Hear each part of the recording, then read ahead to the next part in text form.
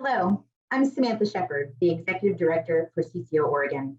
And on behalf of our Board of Directors and members, welcome to our second virtual and 8th annual CCO Oregon Conference. CCO Oregon is a statewide nonprofit membership association that brings together payers and providers, subject matter experts and leaders to drive innovation and systems change for cornea care. CCO Oregon's vision is increased access to quality care, sustainable costs, and health-related social needs, improved outcomes, and a supported workforce across the delivery system through the widespread implementation of the cornea care model. Our members are the core of our work and include all of Oregon's 16 cornea care organizations, or CCOs, all of the dental organizations serving the Oregon Health Plan, other healthcare payers and providers, hospital and clinic systems, and provider associations. CCO Oregon members convene to discuss new and changing programs, share challenges and opportunities, and identify and advance evidence-based, stakeholder-driven strategies that support the cornea care model and health transformation. CCO Oregon members financially support the organization and our annual conference.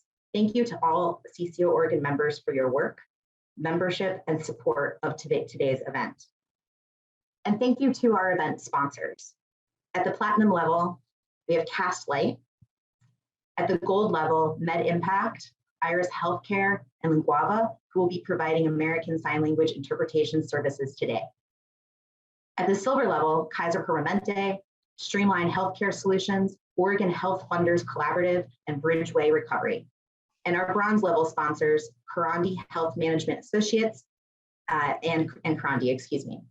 We have an exciting conference planned in 3 parts. In the first session, we'll hear about the development of Oregon's next 1115 Medicaid demonstration waiver application from Pat Allen, the Director of the Oregon Health Authority, or OHA. Then Pat will join a discussion with other leaders from GOBI, Care Oregon, and the Hospital Association to discuss many of the challenges facing the healthcare system today and where they see us going on the road ahead. In the second part, we'll break into concurrent sessions that align with key concepts already proposed by the OHA for the next 1115 Medicaid demonstration waiver. They are transitions of care, sustained community investments, and what do we mean by global budget. You'll join those sessions via the buttons on the landing page directly below the screen you're watching right now. To learn more about the agenda today for CCO Oregon, our members, and our conference sponsors, check out the digital program and agenda by clicking on the button in the upper right corner of the landing page that you're on now. After the concurrent sessions, we'll come back here for the finale of our program, the legislative panel. We'll be joined by state legislators from the House and Senate that sit on the Ways and Means, healthcare, housing, behavioral health, and other key committees. We'll also hear from Oregon's U.S. Senators Ron Wyden and Jeff Merkley. But before that, we have a special message from the governor for you. I hope you enjoyed today's conference, and please, let's now hear a message from you, from the Governor, Kate Brown. Hello there, Governor Kate Brown here. I want to start off with a big thank you to all of you for all that you do to take care of Oregon's most vulnerable residents, especially over the last year and a half. Medicaid provides health insurance coverage for 31% of Oregonians. Almost 1 in 3 Oregonians depend on you to provide them with essential health services. And with the passage of Cover All People, more Oregonians will be able to access much needed care. We've made incredible progress since 2012 when we started this journey. The goal was simple, yet radical. Create community-based health organizations that provide patient-focused preventative care. You've demonstrated success in maintaining cost growth at 3.4% while also improving access and quality. There have also been some extraordinary challenges over the last year and a half, all unprecedented. A pandemic, extreme wildfires, and historic weather events. And climate change stands to make these events much more frequent. In every case, our communities of color and low-income community members have experienced disproportionate impacts from these events. All of us have an obligation to address inequities that stem from people being subjected to racism and poverty. We will need to evolve to meet these new challenges. This means creating strong new partnerships with community-based organizations and more collaborative decision-making. And I am fully aware that we operate under the constraints of Medicaid managed care rules and arcane financing structures that keep you from leaning into these challenges the way you would like to. We have an incredible opportunity to position the state to better address these new challenges with the renewal of Oregon's Medicaid 1115 waiver. In our waiver requests, we will be asking CMS to grant CCOs the budget flexibility so that you can provide your members with services that may not be medically necessary, but are essential to addressing health equity and social determinants of health. To allow us to look at how we provide Medicaid services differently, to look at what people need during different life transitions. For example, what do people need as they come out of a corrections facility to ensure there's no gaps in their care? What do people who are most at risk of becoming homeless need to keep them from becoming homeless? What unique services do people need as they experience extreme climate events? All of these transitions are disproportionately experienced by people of color. Many experiencing these transitions also have behavioral health needs that are completely unmet during these gaps because they lose connection to valuable supports and services. We will be asking CMS to treat the necessary supports and services during these transitions as eligible Medicaid expenses so that we can adequately support people and achieve better health outcomes. Finally, we will be asking CMS for a significant upfront financial investment to address health equity and social determinants of health. Decision-making about how to invest these valuable financial resources will reside with the community. But we also know these efforts won't be successful without strong new partnerships between community-based organizations and our CCOs. I've asked a lot of you during these last 18 months, and you have stepped up. That has meant a lot to your members, your communities, and to me. My staff and I look forward to working with all of you, not only as we prepare the waiver application, but more importantly, as we continue the work to serve vulnerable Oregonians. Enjoy the rest of your conference, and thank you.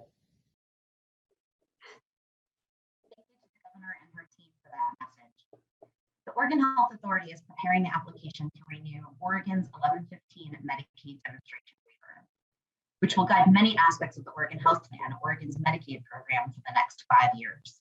To provide an overview of where we're at in the development process, please welcome Pat Allen, Director of the Oregon Health Authority.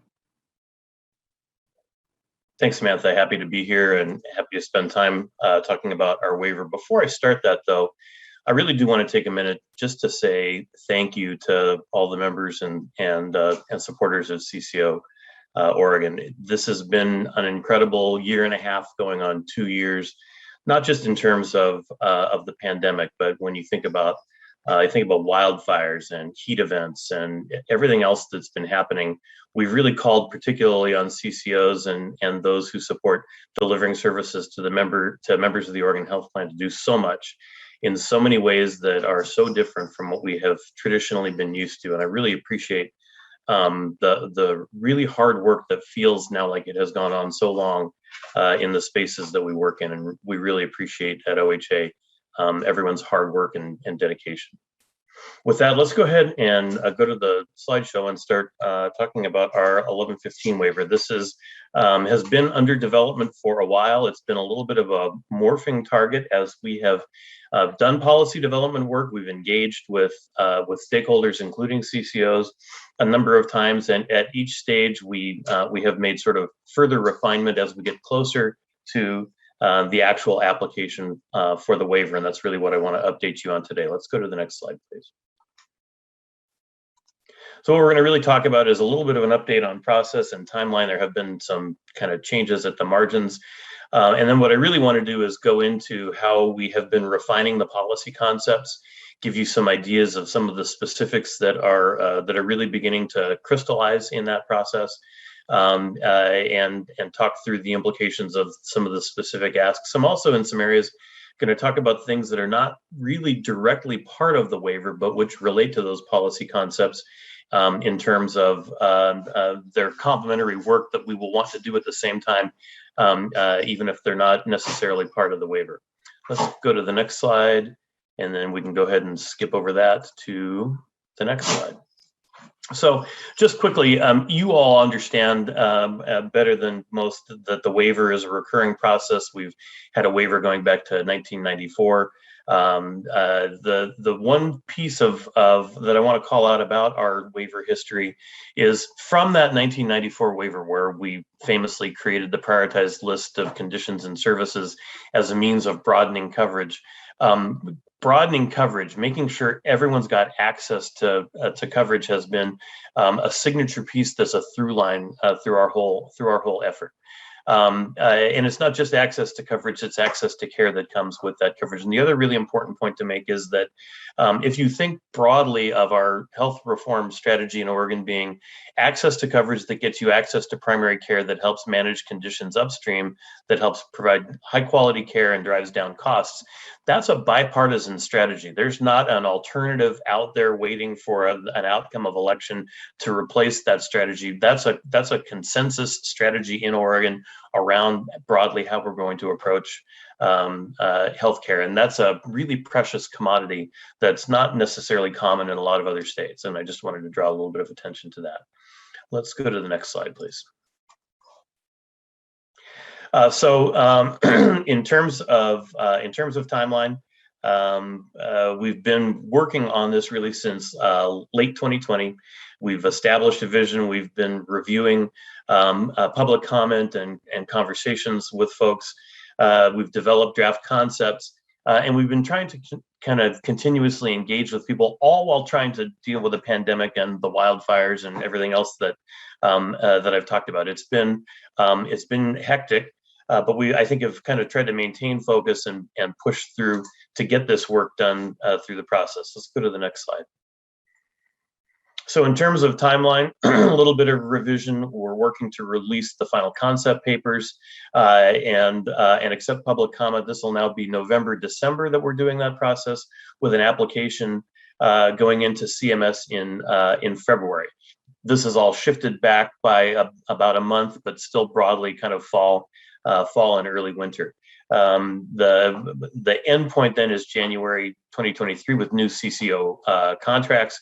And what we're really trying to accomplish with this is to try to make sure that we don't have this process extend into the next gubernatorial term because of the complications that would raise in terms of policy making and those kinds of things. So we're really trying to get it wrapped on that kind of a schedule. Let's go to the next slide. And next slide.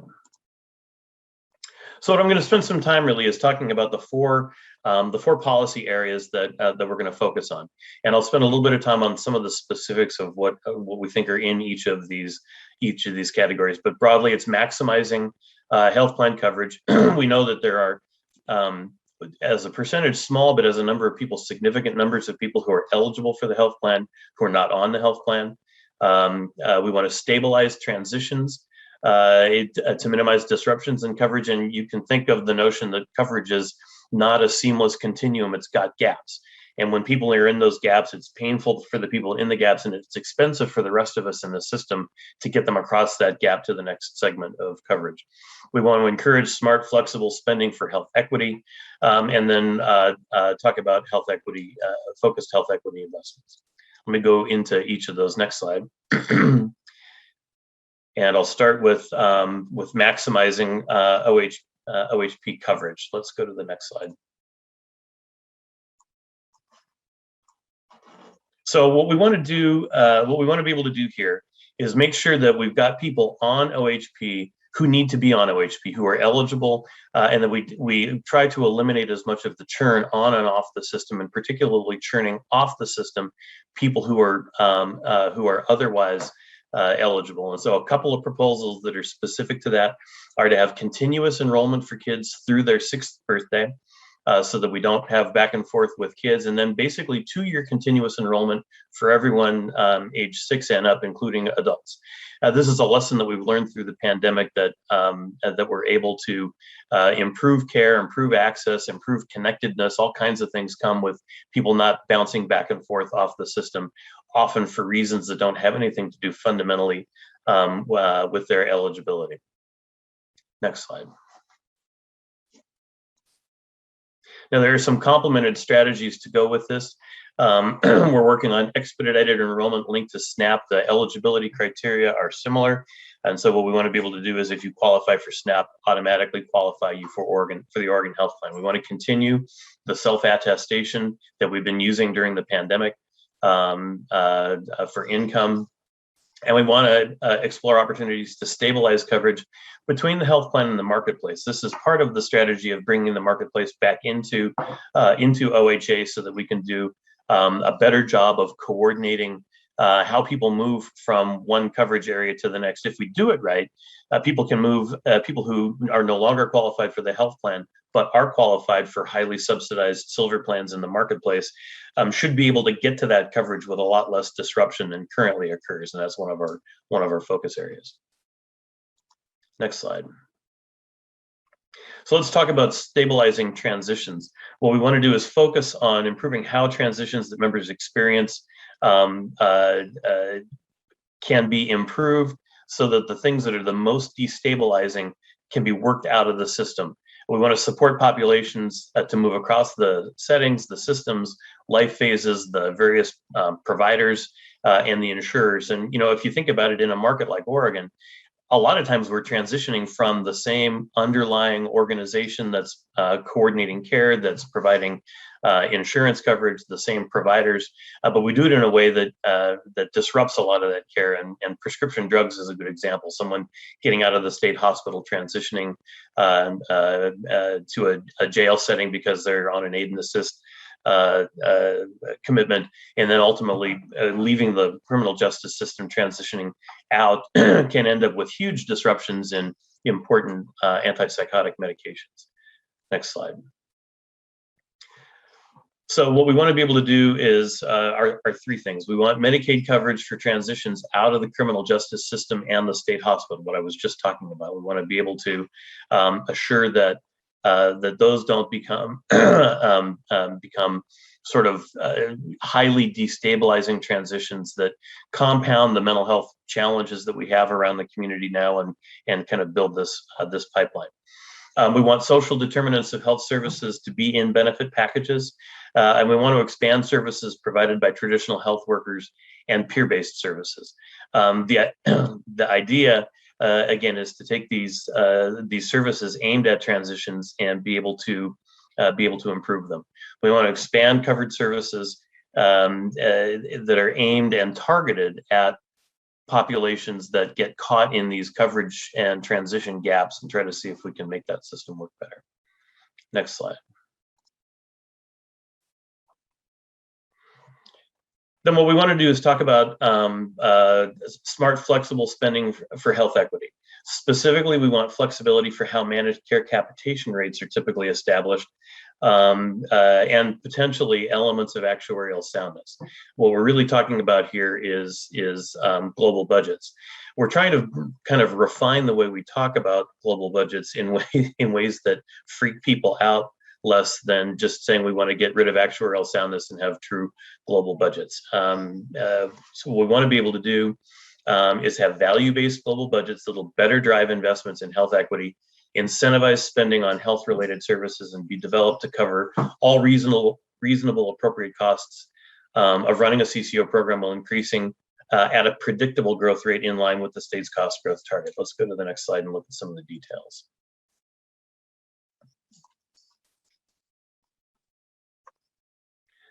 So we want to create a value-based global budget for CCOs. We think we now have enough data and experience to be able to overcome the kind of the challenges that that CMS has had with the CMS and some national advocacy groups around being able to assure that we can manage costs. We think we've demonstrated a track record of being able to do that, and still provide adequate access. And I think that's where CMS gets most concerned, is that budgets that are too low will restrict access. And I think we've got through our incentive programs adequate ways to be able to demonstrate that we can do that. We want to count health equity investments as medical spend, so build them into rates. And then we want to address rising drug costs with formulary limitations, basically dealing with the federal rebate restrictions. Massachusetts took a run at this, I was going to say a couple of years ago. COVID adds now 2 years to every number you think in terms of time, so probably 3 years ago now. And this may be targeted to certain categories of drugs or those kinds of things, to try to begin to have some kind of leverage to get our arms around these drug cost issues. Let's go to the next slide.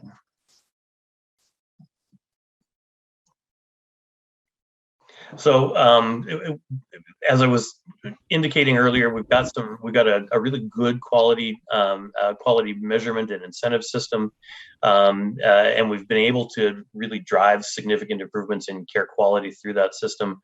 What we want to really do, though, with this waiver renewal and thinking in terms of health equity is seek to restructure the system so that equity becomes the primary driving force behind it. Let's go to the next slide. So our metrics proposal is to take the quality incentive program and basically divide it in two. We want to restructure it so that the first set of downstream metrics are chosen from CMS's Medicaid adult and child core sets, and potentially the future Medicaid MCO quality rating system measures, to focus on the things that are traditional downside measures like quality, access, outcomes, and reducing inequities. But then create a small set of upstream metrics that are focused on supporting health equity and requiring sustained effort over the period of time of the waiver. We also want, if you look at our health equity definition, one of the big emphases is the redistribution of resources and power. And we really want to talk about redistributing decision-making power among communities and rethink how that structure occurs so that the people who experience the most health inequity in our current systems are the ones at the table helping identify what the incentives are to be able to fix that system. That's a pretty radical change, but I think one that's critical for us to be able to deliver on our promise of health equity. Let's go to the next slide. And then what we want to be able to do is ask CMS for approval of a new shared savings arrangement, an actual dollar amount that's geared toward how we want to be able to do this work. Let's go to the next slide.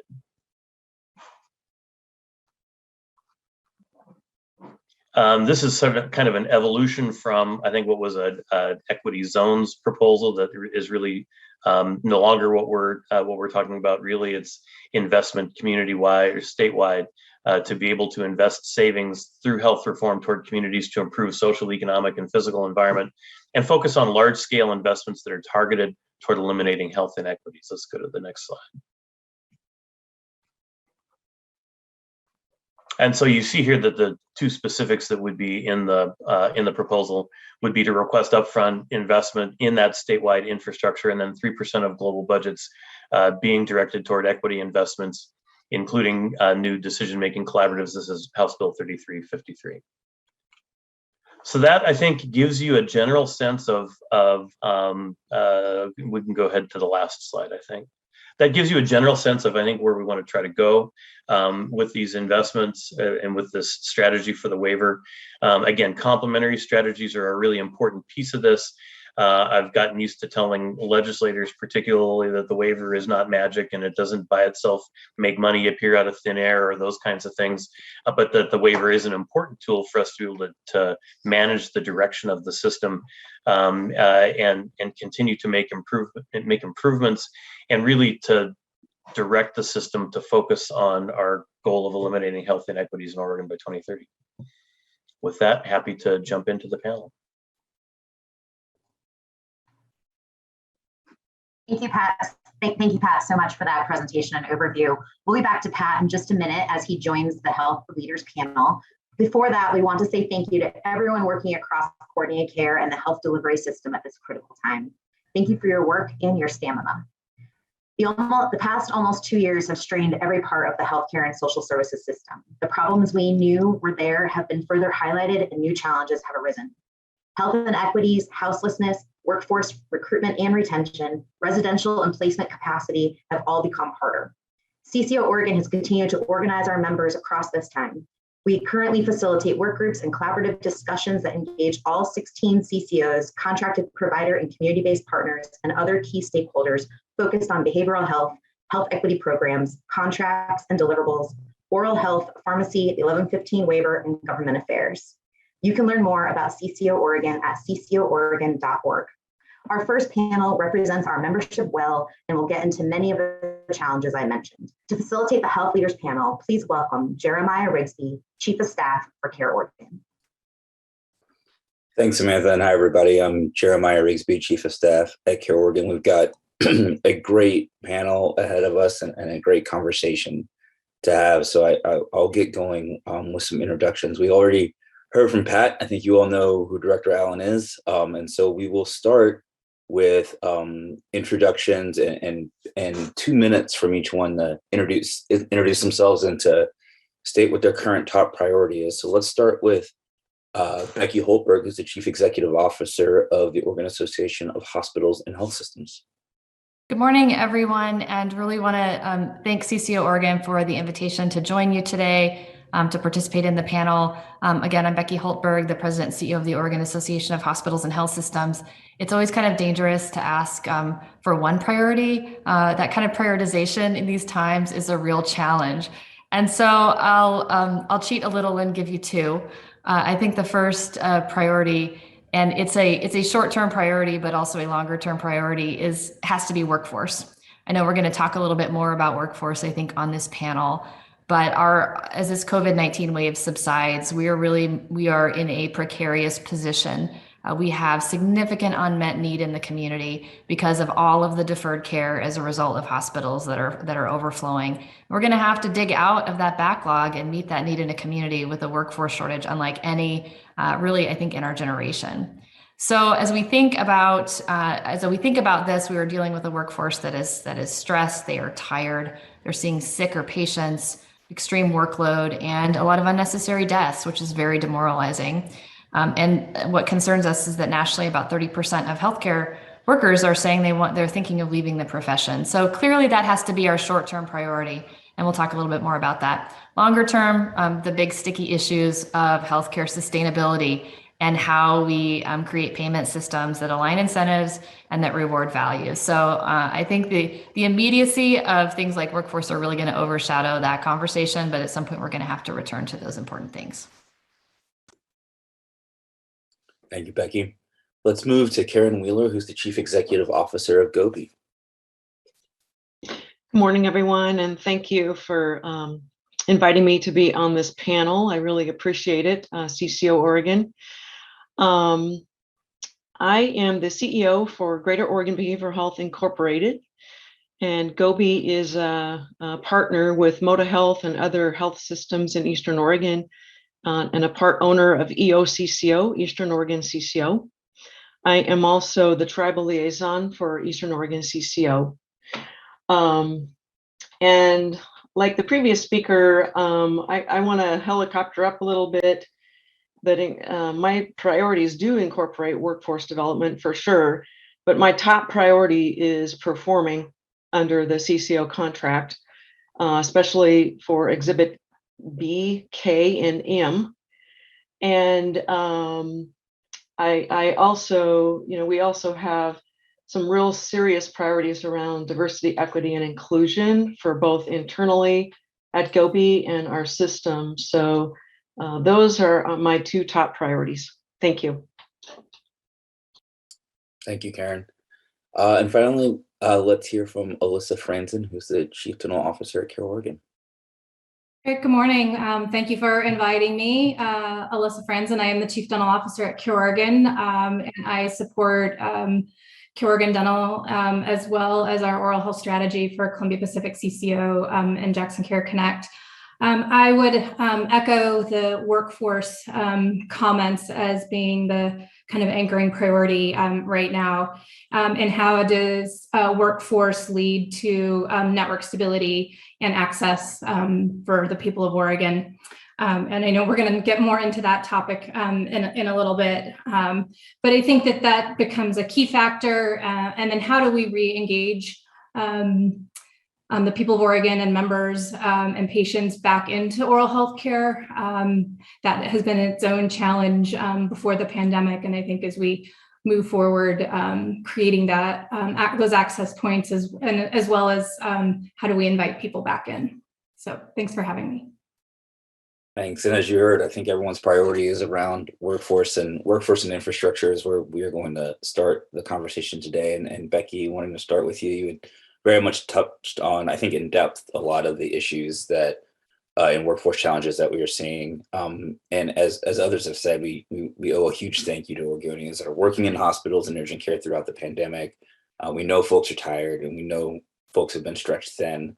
We know recruitment is hard at this point. Wondering, Becky, for your perspective on short and longer term ideas you would like to see implemented to address the crisis you so clearly illustrated within the healthcare workforce. Sure. And thanks for the question. Really appreciate the focus today on workforce because it is a significant challenge, not just for us, but as you heard, for other parts of the care continuum. So hospitals and health systems have stepped up recruitment efforts as we've seen, thousands and thousands of positions that we're not able to fill. And the challenge that we have is that this is not a matter of necessarily paying a little bit more or a lot more. We are facing a national workforce shortage. And so we are competing with lots of other states, and we're actually pretty well positioned to compete with a lot of other states. Oregon pays relatively well. We're usually in the top 10 of states in terms of wages for many of our key workers. But this is going to continue to be a challenge simply because of that national shortage. So to directly answer your question, in the short term, I think there are some policies that we could change to make a difference. One of those is by joining the Nurse Licensure Compact, which allows nurses who are part of compacts, who practice in compact states, to more quickly start working in Oregon. And essentially, we've been doing a demonstration of that under the pandemic through through the state of emergency. The Oregon State Board of Nursing has allowed some of that flexibility. So we've been essentially doing this demonstration. It's proven safe, it's proven effective, and we could codify that in statute so that we can make it easier for nurses to come to Oregon and practice. So that's just one tangible thing that we could do today to make it easier for our clinicians to practice immediately. Longer term, it's going to be a bigger challenge. This is going to be both a marathon and a sprint, and we have to run both races at the same time. It's a sprint because we need workers on the ground today. It's a marathon because some of the tactics and strategies we'll need to use to look at how we improve our workforce situation are going to take some time. So I think we need to go back and ask that fundamental question about what the capacity is of our training programs, and does that meet the industry's current and projected demand? And if it doesn't, what are we going to do about that? Again, those are, I think, longer term conversations, but they're really critical to start right now. It's going to take federal, state, and industry participation. We're all going to have skin in the game if we're going to solve this problem. And then I think finally, one thing that's on our minds, it's important to note with workforce, is that we are spending a lot more money on workforce right now. Our payroll costs in the last 3 years have gone up 20%. And we are seeing extraordinary expenses in 2021. So this is a conversation we're going to have too, because 50 to 65% of a hospital's costs are in labor. And when those costs are escalating as rapidly as they are, what does that mean for things like the cost growth target? What does that mean for long-term sustainability of healthcare? So I think those are conversations that we need to begin to happen as well. Thank you for that, Becky. And I'm sure we may have some follow-up questions on this, but I want to move to Karen. Oregon's behavioral health system has faced workforce capacity and patient access challenges since before COVID. And COVID, I think, brought added pressure, especially in the residential place and with the state hospital. We also have this unprecedented amount of money coming into the system from the behavioral health package, and really trying to figure out how to allocate these resources correctly. How is the behavioral health workforce crisis impacting Oregonians in need of mental health or substance use treatment? And what solutions would you like to see based on the landscape we're currently living in? Yeah, thank you for that great question, Jeremiah. The behavioral health professionals are also very tired and burnt out, and many feel unappreciated. Behavioral health leaders are also competing for scarce talent in the healthcare sector. We're competing with healthcare settings such as primary care and with corrections and educational settings as well. And we also know that people working crisis shifts, who may be working on ACT teams, assertive community treatment teams, or other residential settings, are often hoping to move into jobs with better pay, better shifts, like an 8 to 5 or 9 to 5 shift, and positions that include a different case mix, such as lower acuity people or people who might be more highly motivated. Staff working in these settings need higher pay, and they need a lot more respect and appreciation for the work that they do. The people who do this work don't have the luxury of using telehealth a lot of times to interact with their patients or clients. A recent provider survey conducted by the Mental Health and Addiction Certification Board of Oregon, or MACBO, this year found that 1 in 5 certified behavioral health workers statewide either were not working or were working less because of poor pay, lack of support, and burnout. And then I wanted to point to a recent Oregonian op-ed written by Julie Dodge from Multnomah County that lays out the state of affairs here and talks about a broad coalition of behavioral health associations who recommend the following in terms of strategies. One is to immediately improve cash supports for organizations struggling with the financial impacts of increased costs and insufficient revenue. And just like the previous speaker, the majority of a budget for behavioral health is comprised of payroll and payroll costs. The second recommendation they had was to deploy the National Guard to fill vacancies in residential programs. So people are really feeling that the struggle is of that magnitude. And increase funding specifically to recruit and retain staff, reduce the administrative burden by suspending non-essential reporting and rules that slow down the hiring process and service delivery, and then publicly recognizing and appreciating this workforce. The solutions to this workforce crisis are not a set of quick fixes. We need to nurture and develop people in high school and undergraduate programs who are thinking about their careers. And first, we need to change the narrative around behavioral health by respecting, supporting, and embracing the professionals who choose this career path. The workforce problems we're facing absolutely impact patient care.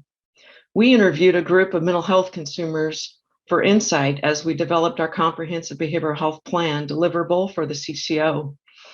And they told us that when providers move on to other jobs, it can be traumatizing, painful, or humiliating for them to have to begin again with somebody new and tell their story again. It can be the reason people drop out of care altogether.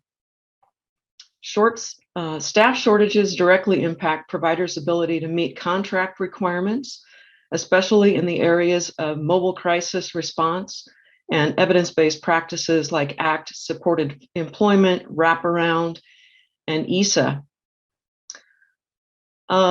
We have developed a human resource coalition in Eastern Oregon in order to share best practices, set and monitor regional HR measures, and to share and discuss the evolving information around COVID mandates and responding to the workforce challenges that this brings. And we also have heard that up to 30% of the workforce could be impacted by the COVID mandates. We're seeing right now around 5% of some folks leaving the field altogether. So yes, we had a host of challenges before COVID, and now we are responding day to day to new challenges. Thank you very much. Thank you. Quite a lot going on, quite a lot to consider. Alyssa, I know we're all Oregonians and people in all states are hearing a lot about the workforce shortage in hospitals, as we just heard, and what that means in the behavioral health workforce. I think one of the things that we're still working to integrate in the coordinated care model is what support of oral health in that workforce looks like on behalf of the population eligible for the Oregon Health Plan. And really hoping that you can shine some light on what this pandemic has meant for the oral health workforce in the state. Yeah, and certainly the oral health workforce has had similar experiences to the prior two speakers. We had both statewide and national challenges before the pandemic, particularly in support staff and as well as providers, especially in rural areas. Throughout the pandemic, we've seen those challenges certainly escalate to the point where there may not be enough, we may have provider staff, but not enough dental assistants or front office staff to then fully support the most efficient operation of a clinic or provider office. I think we've seen folks leave the workforce, and then we're also seeing not as many people entering through the educational system to provide a pipeline. So, thinking about strategies similar to how do you connect in with high schools? How do we get earlier on to start recruiting and creating an interest in oral health careers?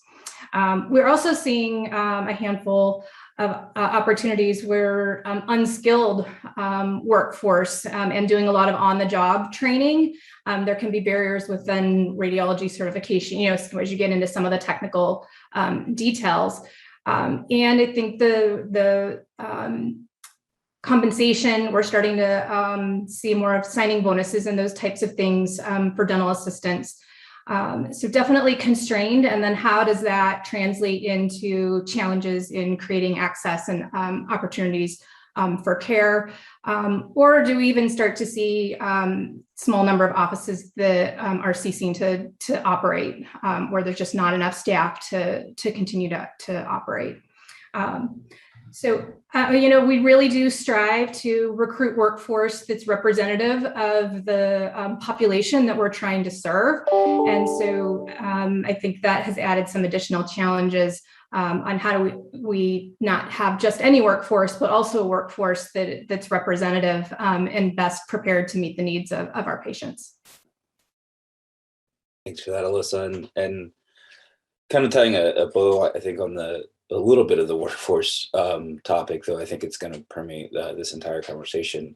Director Allen, moving to you, we're in an uncommon space when it comes to money to address some of these challenges. As we mentioned earlier, the legislature allocated a good deal of one-time funding for workforce sustainment and development, in particular 2949, HB 2949, targets the BIPOC provider workforce development initiatives. Beyond those one-time investments, can you talk a little bit about how OHA is approaching the workforce crisis and how that is going to impact all provider types at different ranges and settings? Yeah, thanks. And I think this is the part where I'm supposed to unveil the magical 5-point plan that we can launch in 2 weeks. That's going to fix workforce issues. And spoiler alert, I'm not going to do that. I think one of the things we've learned is that, among other things, the pandemic has acted as a solvent. If you think of a bridge pier in a river, all of a sudden, much more quickly than before, the concrete and rebar is beginning to kind of dissolve and wear away. And we have a lot of bridges that are really on the edge, teetering right now. And it's not like there's some other sector we can go look to that's really successful in getting itself staffed that we can mimic what they're doing. Because this, whether you're in retail or food service or engineering or education or healthcare, these problems are sort of at a crisis point everywhere, which makes it challenging because there's not this untapped workforce out there. And so, what are the things we have to try to do? We are trying to, I think Becky's line was both a marathon and a sprint. From a sprint standpoint, we have been trying to implement tools like contract staff and guard deployments in a variety of settings, as we've done over the course of the pandemic. By the way, another group who are really tired and getting burnt out and need some rest are the guard. We don't have as many guard members as you might think in the state, And so that's also not a kind of an unlimited resource. But we also have to think about what are some of the drivers? What's causing this? I think an awful lot of people in the pandemic, setting aside the incremental value of the unemployment supplemental benefits, after a period of being out of work, kind of looked at their lives and said, my job really sucked. And I'm not going to go back to doing that, or I'm not going to go back to doing it for what I was getting paid, or I'm going to do something different about that. And I think that has turned out to be a lot more common than we may realize. I think there are fundamental problems with things like our system of childcare, its cost and its availability, that are causing different decisions to get made. And I think just the sheer number of people in the workforce has been impacted by the pandemic. I think there are also things on the demand side that we really need to pardon me, I've got a pandemic puppy who wants to join the panel. We've got some things on the demand side that we really need to address, and homelessness, I think, is probably in the behavioral health space first and foremost in that problem. We're all being able to visibly see the impact of homelessness right now, but that's also a large population of people potentially decompensating out there, and we see it at the state hospital with the acuity levels just skyrocketing, which then in turn impacts the workforce because of people's concerns about potentially violent patients and just the sheer amount of disease they're seeing, which is the behavioral health equivalent of what Becky talked about on the hospital side. So, I think we're trying to flip levers that we can with resources that we can in the short term, but we really need to work on these long-term supply and demand issues to try to get a better handle. Thanks for that, Pat. And what's the puppy's name, just so we can make sure we have the title right? And that would be Buddy, our border collie. Okay, thank you for your input, Buddy. Okay, we're gonna go into a little bit more on health transformation, and starting with Alyssa. I mentioned this idea of the coordinated care model really trying to seamlessly integrate physical health and behavioral health and oral health. And as we're going into another renewal of our waiver, workforce and capacity issues aside, anything in the waiver or anything you see on the horizon, Alyssa, that could have a major impact on our ability to integrate oral health more seamlessly into our delivery system and our coordinated care model. Yeah, I think making sure there's just opportunities that have oral health reflected in the waiver process, that it is a critical part of whole person health, and how are we thinking about that? There's been some great progress with our metrics, for example, and those have been great levers to help further oral health integration. I do think the pandemic has created some challenges. There was some really great momentum pre-pandemic in how we were thinking about oral health integration, some progress that we were making from kind of the silo of oral health, and how do you start to move along that trajectory of collaboration, coordination, eventually getting to integration, and can we all even agree exactly what that means? But at the end of the day, to really implement some of those integrated models where we think about, an early childhood oral health intervention in primary care, or a diabetic intervention of some kind in a dental setting, or behavioral health support for someone who's having a really difficult time engaging in oral health care with a dental team that's been trained in cultural competency and trauma-informed care. And in order to get to that place, it puts the need for innovation and change and implementation of new work on the very teams that are so stressed right now. And so I think the pandemic certainly has slowed down some of that trajectory and progress. And how do we, at the right time, when we get a little bit further past the pandemic, start thinking about bringing some of those pieces back and creating the space to think about some more integrated delivery models and opportunities. I think that's going to need infrastructure, certainly data, payment model, metrics, and all of the different facets that might be involved. And as we look forward to, the next waiver and the sort of CCO 3.0, looking forward to hopefully seeing oral health have an even bigger presence going forward. That's great. Thank you, Alyssa. And I know also Director Allen and OHA have hired their first or a new dental director, not the first one. And so hope hoping that steps will be taken. And a personal note, he was my dentist for years before joining the agency. So I'm excited about that. Well, smile so we can check his work. Yeah, Dr. Raffia, cavity free still. Thank you. Okay, sorry. Moving on to Becky.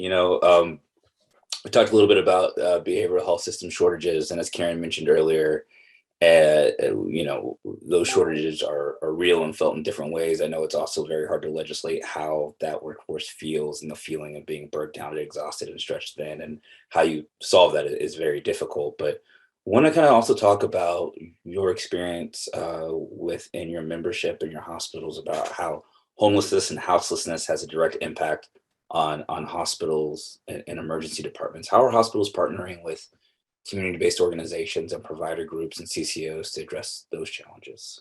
Sure. And I think sort of the premise of this question is that when we have breakdowns in parts of our system, hospitals step in because we are the only open door. We're the only door that's open 24/7, 365. And so as we see these breakdowns, whether they're in social services, whether in behavioral health, or whether in post-acute care, there's a role for hospitals then to step in, and that typically is through the emergency department. One thing I wanted to highlight, though, before I answer your question, is that our hospital system didn't fail during this pandemic, and we are seeing hospitals fail all over the country. We had a near miss, and we had some bad outcomes, but we did not fail, and that was in part, and a large part, due to the collaboration that we had with OHA and the governor's office and the staffing resources that Pat's team and others brought to the table at a time when we were teetering on the edge of failure. So sometimes we don't look back and see things like not failing as a victory, but in this case, it was a huge one. So to get back to your question, hospitals really are that open door. And so as we see these challenges in other parts of the delivery system, they're going to impact hospitals. And I think we need to do a couple of things. The first is look at, and I know this is an ongoing conversation for many, many years, but how do we strengthen those systems outside of the hospital walls to prevent the care that then has to occur in the hospitals when the hospital is not necessarily the best place for it? And we can talk about a few examples of that. And the second thing is, I think hospitals also have to think about how is our role changed? And are we going to need to be doing more of this kind of work? And if so, how do we reposition ourselves to be able to do it better? So I think it's a two-part answer to this problem. But yes, I think to be more direct about how hospitals interact with stakeholders, in the behavioral health space, that really has to do with the dynamics of the community, the individual needs of the community, and the partnerships that exist to put resources where they're needed in that community. One example is the investments that hospital systems have made into Central City Concern around social determinants of health and around housing that are really paying dividends. Another is the partnerships in behavioral health in rural Oregon. Lake District Hospital in Lake County has directed more resources into community mental health through corrections partnerships. So that's care moving from behind, within the hospital walls into the community. Salem has done some great work around suicide, which we know is, one of the most persistent and devastating public health problems in Oregon. They've done great work both on their inpatient side and then partnering with the community with Marion County services to really bring many of those services into the community. So I think looking outside, beyond the hospital, into the community, developing those unique partnerships, but also recognizing that we have to look at the broader system as well and the kinds of policies that could help us from a statewide perspective address these issues. I think there's great work that's being done community by community, and there's also room for us to work on those statewide policies as well. Thank you for that. And thank you for the call out about the healthcare system and the hospital system and the collaboration it took to be something different than what we've seen throughout the country. Karen, a lot of eyes looking towards the ballot measure 110 advisory committee with the amount of money I think that is going in that direction, and the tall task of allocating that money effectively and making sure it's reaching the need in the community. How many of the goals and outcomes of the law and its implementation align with the goals health transformation and coordinated care? Yeah, this is a great question. Measure 110 represents a sea change moment. It's very exciting to be a part of this, and I'm honored to serve on the Oversight and Accountability Council for Ballot Measure 110. The goals of this law are much more aligned with healthcare transformation and move the substance use disorder system to more of a public health approach to serving people who may have a substance use disorder condition. Oregon's SUD system has been driven by coercive approaches since the mid-80s, actually, with the DUII laws that went into effect at that time. The outpatient STD programs expanded significantly under the DUI system and the new laws in the 80s and became highly oriented toward court-mandated individuals, and thereby built strong connections and relationships with the justice system. And drug courts were developed and expanded in the 90s. And even though the goals were therapeutic for drug courts and many people entered recovery, including parents with dependent children, which is significant, the approach was and is still coercive and ended up drawing many people deeper into the justice system due to the frequency of urine testing and things like that. Measure 110 really turns this on its head. We know that people living with a chronic disease need to be supported and nurtured with kindness, not penalized when relapses occur.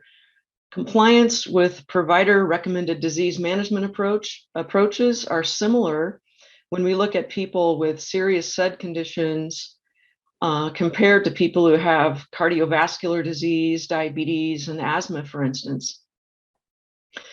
Measure 110 is designed to significantly build out capacity for harm reduction interventions, and importantly, a non-judgmental, trauma-informed, culturally and linguistically specific system for people who are experiencing significant SUD conditions.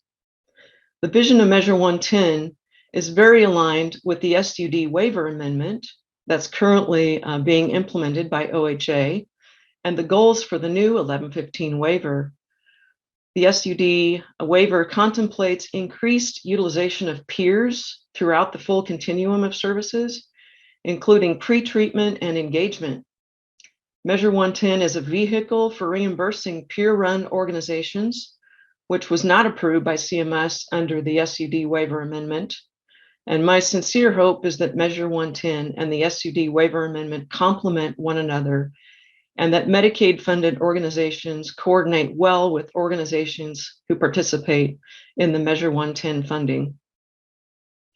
The next 1115 demonstration waiver will be highly focused on social determinants of health and health equity, and Measure 110 is about reversing the racist drug possession laws that have been in effect since the 1970s, which have had a disproportionate impact on Black, Hispanic, Latino, and Indigenous people, as well as sexual minorities. So I am really excited about this, and I'm happy to be right in the thick of developing this policy, really important policy for Oregon. Thank you. Thank you. And then finally, in this topic area, Pat, Dr. Allen, I'm sorry, OHA has set a goal to eradicate health disparities by 2030. And I would pause and say, I think that's a goal that the agency has, but we're all responsible in helping achieve that. It's a tall task. This question, though, is about the internal changes that OHA might need to make to actualize this goal. Anything you can say about that? Yeah, thanks for the question. Several things. First, we're just doing some sort of fundamental building block kinds of things, focusing on broad anti-racism training across the agency to really get people in a place where they can recognize and address racism and discrimination and oppression in the work that we and others do, and feel a degree of comfort that they've got the skill set available to be able to do that. We're making some fundamental changes to our hiring practices. really trying to focus on a variety of types of lived experience, really being creative about, most hiring processes, if we're candid, are you start with a pile of applications and you figure out ways to throw out applications until you get to the one you want to hire. We're trying to figure out how do we keep including people in the process, so that we end up with a workforce that really looks radically different than the workforce that we have right now. And particularly in the health systems division, we had a backlog of behavioral health hiring to do, as well as a boatload of new positions the legislature gave us, not entirely there, but largely there around behavioral health. And as I look at the hiring that we're doing now, it really does look different than it has in the past. And so the face of who's doing this work within OHA, I think, is changing. And then the other piece I'd talk about is back to the health equity definition of reallocating power and resources. Reallocating is a really intentional word.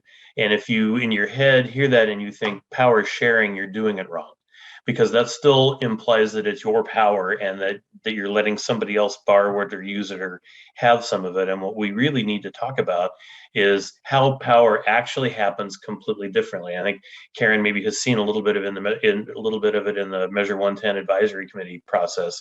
What we have to do is allow ourselves more time to do this work. And we really have to, and this is really hard in an agency like OHA that really is kind of an expertise dominated agency, lots of people with advanced degrees, smart people who know stuff, to really get them in a position of interacting with the people who live this stuff every day, and listen to those people, their history, the wisdom of the community, the power of the community's experiences, and basically get out of the way of those decisions that come from that, and the resource decisions and things like that. And that then has had a corresponding impact on the systems that we deal with. We've had a couple of kind of knockdown, drag out fights over explicitly doing race-based investments, or other kinds of decisions, and we have to really help our partners in the legal system think through how do we balance risks in taking those kinds of approaches when, again, as Karen mentioned, in terms of our past history of explicitly racist drug enforcement policies, it is a race-based problem that we're trying to address. And so how do we deal with that? A great example, though, of the world kind of rapidly evolving around us is the decision the legislature made about Cover All People. That the roll-up cost of that is probably $400 or $500 million. They allocated $100 million, which was 10 times what we were asking for initially in the budget. It's a huge investment, but it doesn't literally cover all people. And ordinarily, or previously, there'd have been some process where they'd have told us who to cover, or they'd have set up some kind of a structure where we'd go to the health policy board or somebody like that and have them tell us who to cover. What they did this time is gave us the space to engage with community that's going to be covered and ask community who should be covered, which is a radical reimagining of how you make a decision about that allocation of, in this case, of both power and resources. So those are some of the kinds of things we're trying to do internally and with our partners to position ourselves to be able to work effectively on that goal. Thank you for that, Pat. Director Rutland, and Buddy, who was a little quieter this time. Let's move to community partnerships and coordinated care. And Karen, I'd like to start with you. Your organization is a managing partner of Eastern Oregon CCO, and we know that CCOs in the coordinated care model are structured to be hubs for community health and diverse provider networks. How did your CCO's existing relationships through coordinated care model help you navigate the multiple crises that we've seen, and how does this experience kind of prepare you for the road ahead? Yeah, thank you. We value our close partnership with Eastern Oregon CCO and have a collaborative governance structure. As you mentioned, EOCCO shares ownership between Moda Health, GoBe, hospitals, and primary care clinics in the service area. And we all have a major stake in the CCO model. EOCCO has been investing in the communities it serves since the beginning under CCO 1.0. And as a member of the EOCCO Board of Directors and the Community Benefit Initiative Reinvestment Subcommittee of the board, I can tell you that those investments really matter in our communities. Gobi, just for some examples, there are many that I won't go into. There are literally probably a 5-page list of initiatives that have been funded under the CBIR funding. But Gobi administers a frontier veggie prescription program funded through the community benefit dollars. And despite the agriculture and ranching economy of Eastern Oregon, much of the region is a food desert. This program is a partnership among primary care providers, the members, Gobi and EOCCO, as well as food retailers and others, such as the community advisory councils. It's a highly successful and popular program among the partners involved due to its ability to provide real tangible resources for members in need. We also engage over 200 volunteers through 12 local community advisory councils. It's been a challenge to recruit OHP members for these 12 CACs, particularly during the pandemic time. We are focused on increasing diversity among the CACs, as well as have some positive partnerships and developments underway with the Confederated Tribes, the Umatilla Indian Reservation, and Uvalkyrie, which is a nonprofit organization focused on building capacity among the Hispanic and Latino communities in the region. We were able to use our portion of the 2020 Quality Pool dollars to help support in-network residential and detox facilities with capacity payments in light of the reduced claims experience during the pandemic. And then one last example, my organization administers non-emergency medical transportation on behalf of EOCCO, and we've recently worked to implement flexible fund support for member rides to non-covered services such as warming and cooling stations, shelters, emergency food and congregate meal sites, mutual aid groups and recovery support services, and other social determinants of health related services. So those are just a few of the examples that I believe come about based on our great partnership with EOCCO and among all the other partners that are part of our network. Thank you.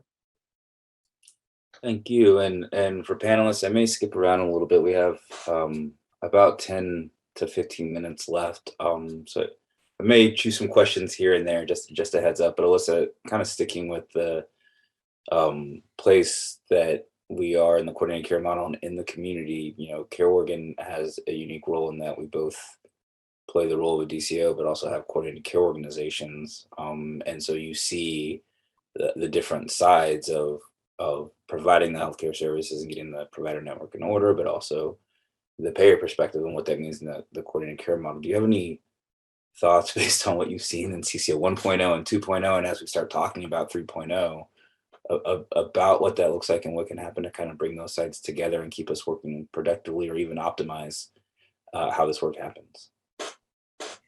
I think from a oral health lens specifically, kind of the evolution of how our, many oral health partners across the state have partnered with our CCOs, and how we start thinking about an oral health strategy that really brings in, kind of multiple parts of the delivery system. So I already touched a little bit on integration. I know we have an upcoming question, I think, on community-based services, which is a really critical kind of part to this that I'll hold for now. And how do we think about shoring up the dental delivery system as well, as some of the oral health integration pieces. And, really doing that collectively as a group, what priorities or priority populations is a CCO thinking about? And then how does oral health fit into that, as opposed to, thinking about oral health as something that is forever separate or siloed?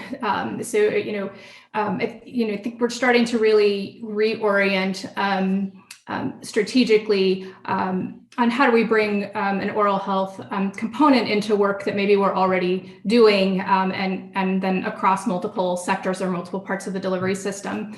I think there's been some progress in telehealth that somewhat has some limitations in dentistry, but there also have been some opportunities. And I think too, really being nimble and really needing to be able to listen to our dental partners across the state, whether that's delivery, managed care, community-based, which I'd love to talk about on our next part. All right. Well, I'll ask a similar question to you, Becky. What opportunities do you see within the coordinated care model for the overall health system based on your perspective with hospitals and health systems? Yeah, thanks for the question. I was a big fan of the CCO model before I even came to Oregon for the very simple reason that it helps to align incentives to get the outcomes we want. And that is, better care, better outcomes at lower cost. And so, as we look at how to build on the success of that model, I think one of the key questions for us is, how do we rationalize payment across payers? How do we make sure that, how do we begin to operate as one system rather than as siloed systems based on the type of insurance, that you have? And so I think the question of how do you extend this to other markets is a really key one. And so in a sense, I think the CCOs were precursors to the cost growth benchmark target that we're now working to implement, which, sets a rate for healthcare cost growth, and then asks providers and payers to help manage within that rate. So we're participating in that work. We're supportive of that work. We think we have a choice, a fundamental choice, and that is to stay in fee for service, which leads to overutilization, or to move toward a system where providers are based on outcomes, which is more the value-based model. And so I think that the position the healthcare system is in right now is one where we have a foot on the dock, a fee for service, and a foot in the boat, a value-based payment. And if you're trying to make a transition from a dock to a boat, for those of you who like to be on the water, that is a precarious spot. It is not equilibrium. It can't be sustained. And so how are we going to make this transition? How are we going to move to a place where we are getting better value for the healthcare dollar we spend? We do think that there is a role in this for building on the success of the CCOs and looking at the cost growth benchmark as perhaps the next step to that work. But there are state policies that have undermined this work. So as we look at policies that lock in the fee-for-service model, like PEB and OEB rate caps, we have to make some fundamental decisions about the direction we're going to go to rationalize policies across the healthcare system, to unify under a single vision. I would argue that the vision the CCOs have created is a good building block for that, extending to other markets. But if we don't do that, we are going to have confusion, we're going to have inefficiency, and I think we're going to end up in a situation that runs contrary to our goals of improved care at lower cost. So this is going to take a really high degree of collaboration between stakeholders, the executive and legislative branches. There is much promise to this work in building off the successes that Oregon has had in the past, but we're not there yet. We need to recommit ourselves to this work. Thank you for that. And Director Allen, I would ask you a similar question, but I would add a few things to it. I think Becky just mentioned, I think, some of the constraints, I think, in OEB and PEB of different policies and how they have an impact on whether or not we're moving to value-based purchasing or fee-for-service. I think the question as it's written is, what lessons from the coordinated care model would you like to see in the commercial market? I think it would be interesting to hear, of course, that, but also maybe a response to how we have policy impact this shift from fee-for-service to value-based purchasing in these different models. And then one last thing, since we're short on time, is kind of this conversation really does segue into a conversation about a little bit of the waiver, but very much CCO 3.0. And so can we talk a little bit about how what we're saying with the good things about the coordinated care model and where we want to see those in different markets might have an impact on what the state is thinking for CCO 3.0?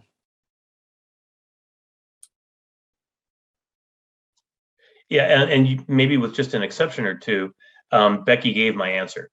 I almost completely agree with what she said. And in particular, and to the point about barriers, I think she made reference to something that I have thought a lot about and that I think is really key to solving some of this, is thinking of this as one system. And I think we've especially got a unique opportunity in Oregon to be able to do that, because whether you're talking about CCOs or the individual market, small group market, third-party processing, third-party administrators in the self-insured market, it's the same people. It's the same. It's frequently, overwhelmingly, the same payers. And that especially gets true in certain geographic parts of the state, where if you look at, who's offering plans in the individual market, who's operating the CCO, who's insuring the large employers, you really, when we talk about these transitions of individuals, we're talking about moving from one part of the same organization paying in different ways to different providers. And so that notion, again, that Becky talked about, of lining up and creating a single system of how we pay, and a single structure around a single cost growth target, all those things, I think, are the things we really do need to be able to focus on. And we've got some unique opportunities in Oregon to be able to do that because of the nature of how we pay for healthcare in the state. You could even almost, if in the right room, talk about it being kind of a backdoor route to single payer, because we've got some features that really end up looking like that, and you have to figure out how do you make sure the system is affordable for the people doing the paying, and sustainable for the people doing the work for what they get paid. In terms of CCO 3.0, the interesting question to me is whether 3.0 is really kind of the right mental frame. Is it CCO 2.0 was clearly taking the first round of CCO contracts, which were largely aspirational, and putting a lot more structure around them. And that's been a challenging process over the last couple of years as we did it. And we also needed to sort of slow that whole thing down to get a degree of community engagement that had been missing. So, I don't think we're fundamentally doing that now. I think we're talking about a structure of how we do these contracts and talking about what content in them has changed. On the other hand, there are some structural things that we're talking about that are really different. The quality incentive payment structure, those kinds of things. So is the CCO 3.0? Is it 2.5? Is it Rogue One? I'm not sure. I'm not sure what the right analogy is exactly, but I don't think we should just fall into the trap of it's going to look exactly like the last round did, because I think the important conversations we have are going to be a little bit different.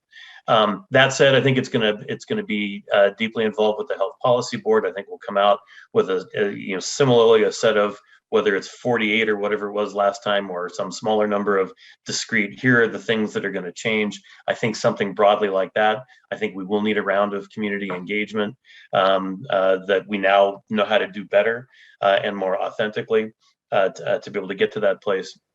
But I do think we need to think really carefully about what are the conversations that community engagement needs to be about, and they're not necessarily going to be the same conversations that they were in 2.0. Thank you for that, Director Allen. Rogue One, CCO Rogue One, I think that's the winner. That'd be interesting. So we have a little bit of time left. Karen, in about a minute, can you talk a little bit about increased investments and access to services, and what that means for increased reporting requirements for providers and payers, and how we balance accountability with reporting fatigue and administrative burnout? Sure. This is really important to behavioral health. We're swimming in administrative requirements right now, our providers especially. I do hear people talk about that quite frequently. Much of the contract reporting, I believe, could be done through a functional data system rather than reports that people do on spreadsheets, Excel spreadsheets. I know it's rough to do a new data system or to even change a data system with the state. I don't want to bring up any past data systems. But this could be done either within MMIS or outside of MMIS. And I think it's really important to really look at that. The last thing I'll say is that I think we need to do a systemic analysis of all the documentation and reporting needs that take place to determine what is actually needed. Then a clear set of facts could be distributed to the provider system about what is absolutely essential and how much time it should take to do that documentation. We know the federal government has a Paperwork Reduction Act, which I'm always puzzled when I apply for a grant that there's any reduction in paperwork there. But I think it's doable to actually come up with what is a functional, essential kind of documentation in clinical records, what is essential to be reported to the state, and how long should that take somebody to do? Because we really need to make it, that's part of why people leave as well, is they're frustrated with the amount of administrative burden. Yeah. Thank you.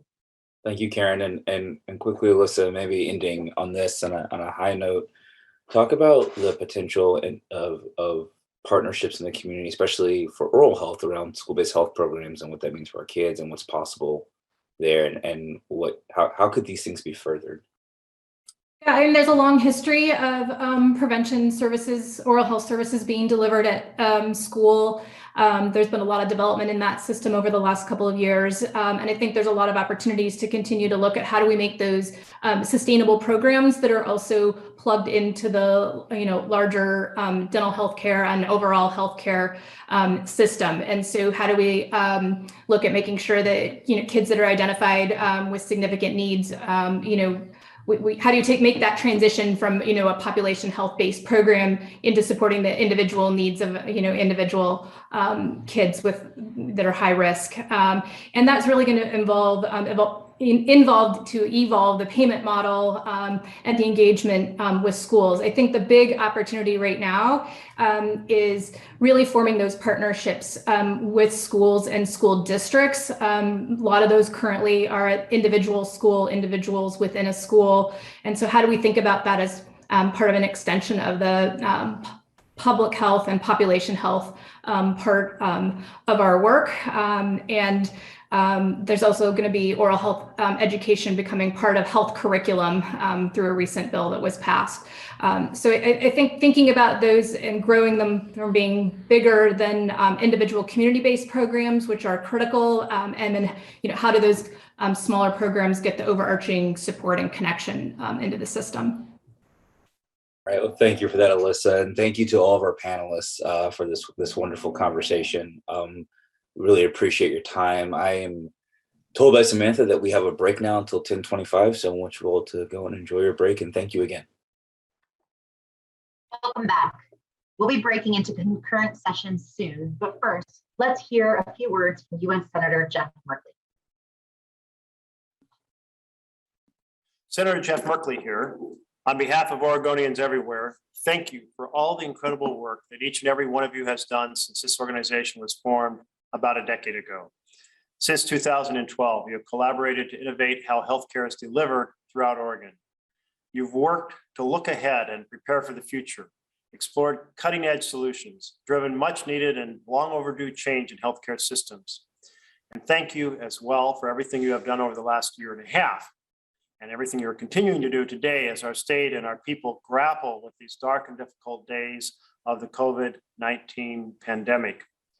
If this crisis has shown us anything, it's that the richest country in the world, there is no reason why every single person, regardless of the color of their skin, their zip code, or their income, should not be able to access affordable quality care that they deserve. And that beyond the need to lower the cost of healthcare, we have to do far, far more to ensure that we have the robust, trained, and looked after nursing and hospital staff necessary to provide that care. That's why throughout this pandemic, I've been fighting to get our hospitals and our hospital workers the help and resources they need, from personal protective equipment to financial relief for frontline workers. And it's why, even before the outbreak of this crisis, I was leading the charge to improve the training and protections for our nation's nurses.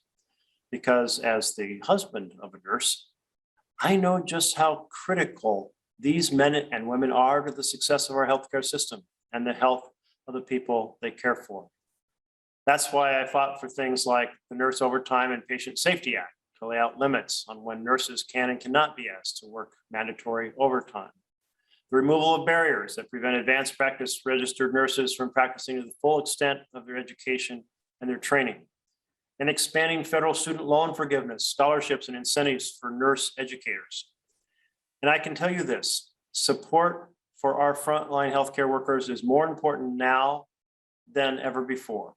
Huge numbers of workers are profoundly stressed.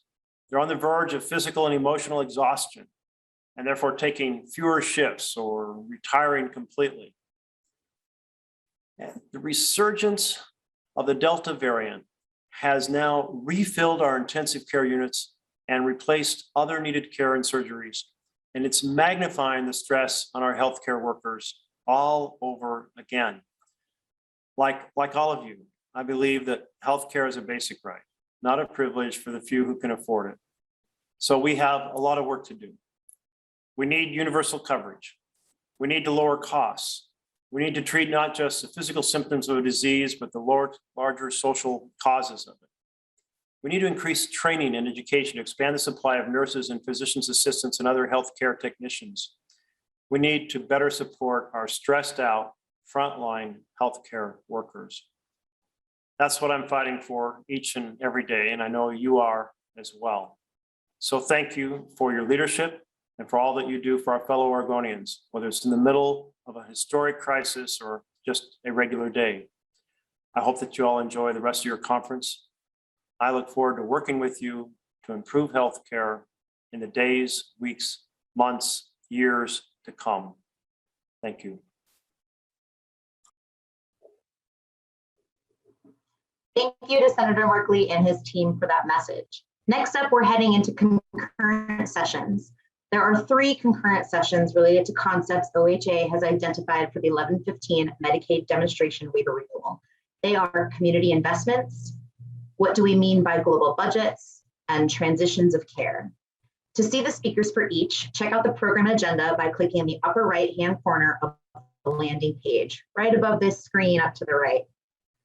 And just below the screen I'm speaking on the landing page, there are 3 buttons right below me for the concurrent sessions. Look for the buttons now. Choose the concurrent session of your choice by clicking on one of these 3 buttons. The meeting ID number will be displayed on the screen in just a minute. And there are 3 different meeting IDs for each of the meetings. So make sure you're looking at the right meeting title with the meeting ID number to match the button that you're choosing. If you need to call into the concurrent session of your choice, there is dial information that will also be displayed on the screen. Okay, ready? It's time to choose. Please click on the button below the screen to enter the concurrent session of your choice. Have fun. Hello again. We're almost to our finale, the legislative panel. But first, let's hear a few words from U.S. Senator Ron Wyden. Big thanks to all of you for inviting me to speak at the CCO second annual virtual conference at home. With widespread availability of 3 effective vaccines, I had hoped, like many of you, that we could begin to see the COVID-19 pandemic in our rearview mirror.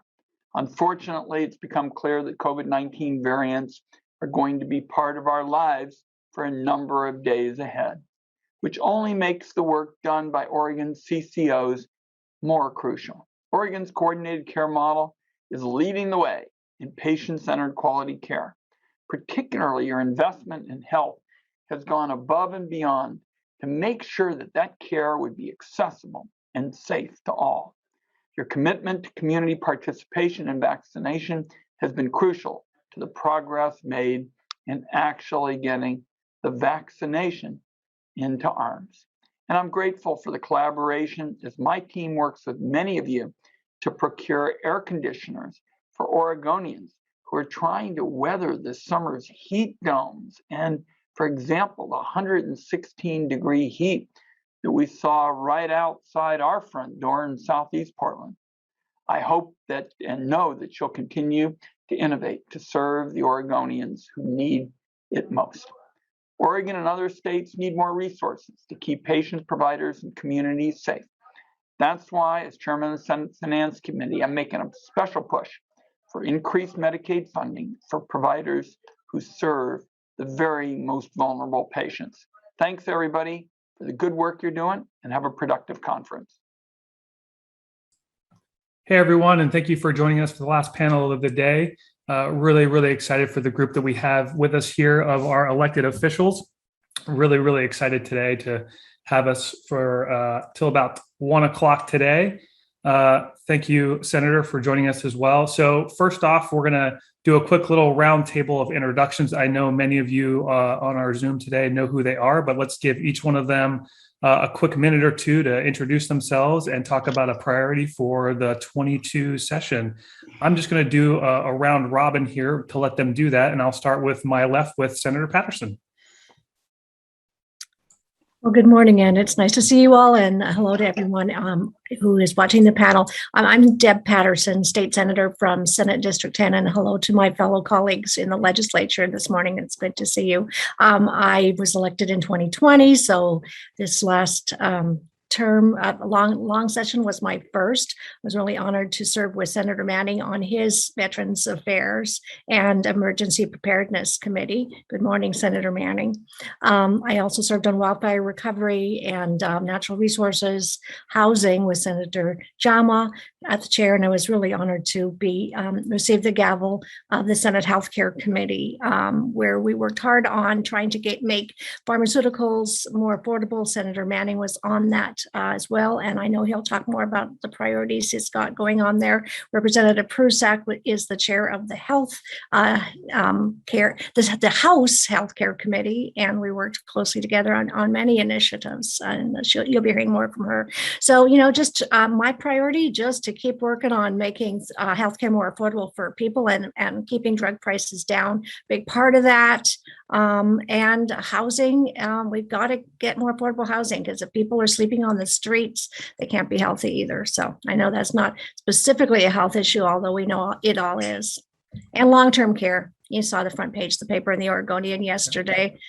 Too many middle-class families are paying way too much for long-term care, and then to have costs shifted onto fire departments and onto the league, the cities, as the league pointed out. It's just not fair. But anyway, thank you for the opportunity to be here today. Well, thank you, Senator, and we'll talk more about those issues later on. So really appreciate that. We'll kick it right to your colleague that chairs the other healthcare committee in the House, Representative Prusak. Thank you. Had a moment with my mute button there. Good morning, everyone. State Representative Rachel Prusak. I represent House District 37, areas of Tualatin and West Lynn. I am honored to be the chair of our House Healthcare Committee. And when I'm not serving in the legislature, I am providing care to homebound Oregonians in my community who live in long-term care in their home. I'm a practicing family nurse practitioner specializing in primary palliative and hospice care. I'd say big picture for the future sessions is to really provide a platform for meaningful conversations around how our current structures have not historically lifted up voices of workers, whether that's our CNAs in long-term care, our nurses in hospitals, and really want to prioritize addressing the current healthcare staffing crisis and improving access to primary care, behavioral health care, and making sure we remove all barriers to accessing naloxone. And I'm very happy to be here today. Thank you. Well, thank you for joining us, and thank you for your leadership as well with the Senator. Representative Sanchez. Good morning, all. Tana Sanchez, State Representative for House District 43, North and Northeast Portland, and chairing, of course, the Behavioral Health Committee. Priorities that I have, of course, in this, in all sessions, really is to have us really face the reality of the dysfunctional system that we've built around mental health and addictions, and figure out how we change that, how we shift that, how we recognize the interconnectedness of those issues with housing, with workforce, with the well-being of every human being, not just in this state, of course, but the entire country. We really have to look at that as a larger system, how communities of color are not being engaged as well as they could be in that workforce, and how do we change that? How do we shift that? How do we assure that when you need to see a mental health professional or a substance use professional, that someone who looks like you is in the building or in the virtual, however it ends up being, but so that communities of color actually can address some of their healthcare needs and their mental health care needs, just like anybody else can, and feel comfortable doing that. We haven't done a good job. We need to do a better job overall in our system, not with just that piece, but all over, how it gets paid for, how we engage in that process. There's so many different parts of the system that need to shift. So those are my priorities. Well, thank you, Representative, and thank you for your leadership on those two issues. And it's a good transition to the leadership around behavioral health. So, Senator Lieber, do you want to introduce yourself and talk about priorities for 22 for you? You bet. Thanks so much. I am Senator Kate Lieber. I represent Senate District 14, which is Beaverton, Aloha, parts of Southwest Portland. And I was fortunate enough to be on the Ways and Means Committee for Human Services, and as well as Labor and Business, Human Services, Mental Health and Recovery, General Gov Sub, and Ways and Means Full. But really, when we first got the gavel, we were talking about cutting, right? And that was really really a painful process to go through a budget and really think about cutting human services. And fortunately, we were able to really come through that. And as we know, we were able to actually make huge investments in behavioral health. I think that right now, the biggest thing that is most worrisome and I think is an existential threat is our workforce challenges. We know that certainly that the pandemic sort of laid bare things that were already going on in the behavioral health system, in the medical system, in long-term care, and in what I would the entire system of all of our human services.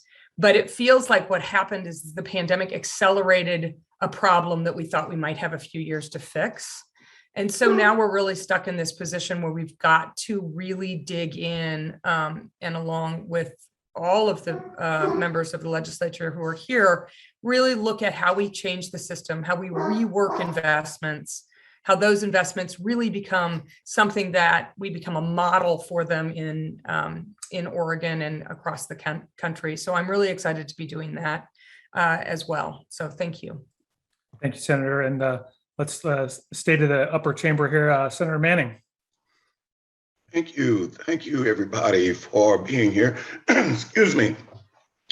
My name is Senator James Ivory Manning, Jr. I am a senator from Senate District 7. Senate District 7 is mostly Eugene, and now I'm moving south. So Junction City will no longer be in my district. And some of the folks there are not too happy with that, but that's just the way the numbers fall. I've been listening to everybody explain their priorities and stuff, and I am really, really happy to serve on the Senate Healthcare with Senator Patterson, who, by the way, did a marvelous job. I was amazed how she made the job look easy, even though the subject matters were tough. And on my House member side, Representative Sanchez and I, we go back a little bit, and she highlighted so many important things: equitable access to housing and making sure that we have people that look like healthcare providers providing that service. I think that Oregon is becoming a much better place. I see a change. I see more professionals that are a part of solving the health crisis that leads to other issues, mental health issues, housing issues, all of those things. So I go back to 2017, my first term in the Senate, and Senator Dembro and a few others were championing a bill for universal health care. I came into the Senate and I said that I want to have universal health care here for all Oregonians. It doesn't matter whether you had resources to pay or not. It doesn't matter whether you're frontier, urban. It's all inclusive, border to border. That you have equitable access to healthcare. I think that's really critical. I'm hopeful that we will move past it. 2019. The bill didn't move in 2017. 2019, I championed the bill, and Senator Dembro and others supported me, came on board too. We got it passed, and that bill established the SB 770 Task Force on Universal Health Care. The task force has been going strong now for half a year, and they will conclude their work next year. I am confident that they will come up with a product that all Oregonians will look for and like, especially since we're talking about the expansion of the Affordable Care Act across the nation. So universal health care is what I am all about. Thank you, Senator, and thank you for your leadership there. I think it's a great segue to a great program that got passed in the last session. Representative Campos, would you introduce yourself? Yes. Hello, good morning. Yes, good morning.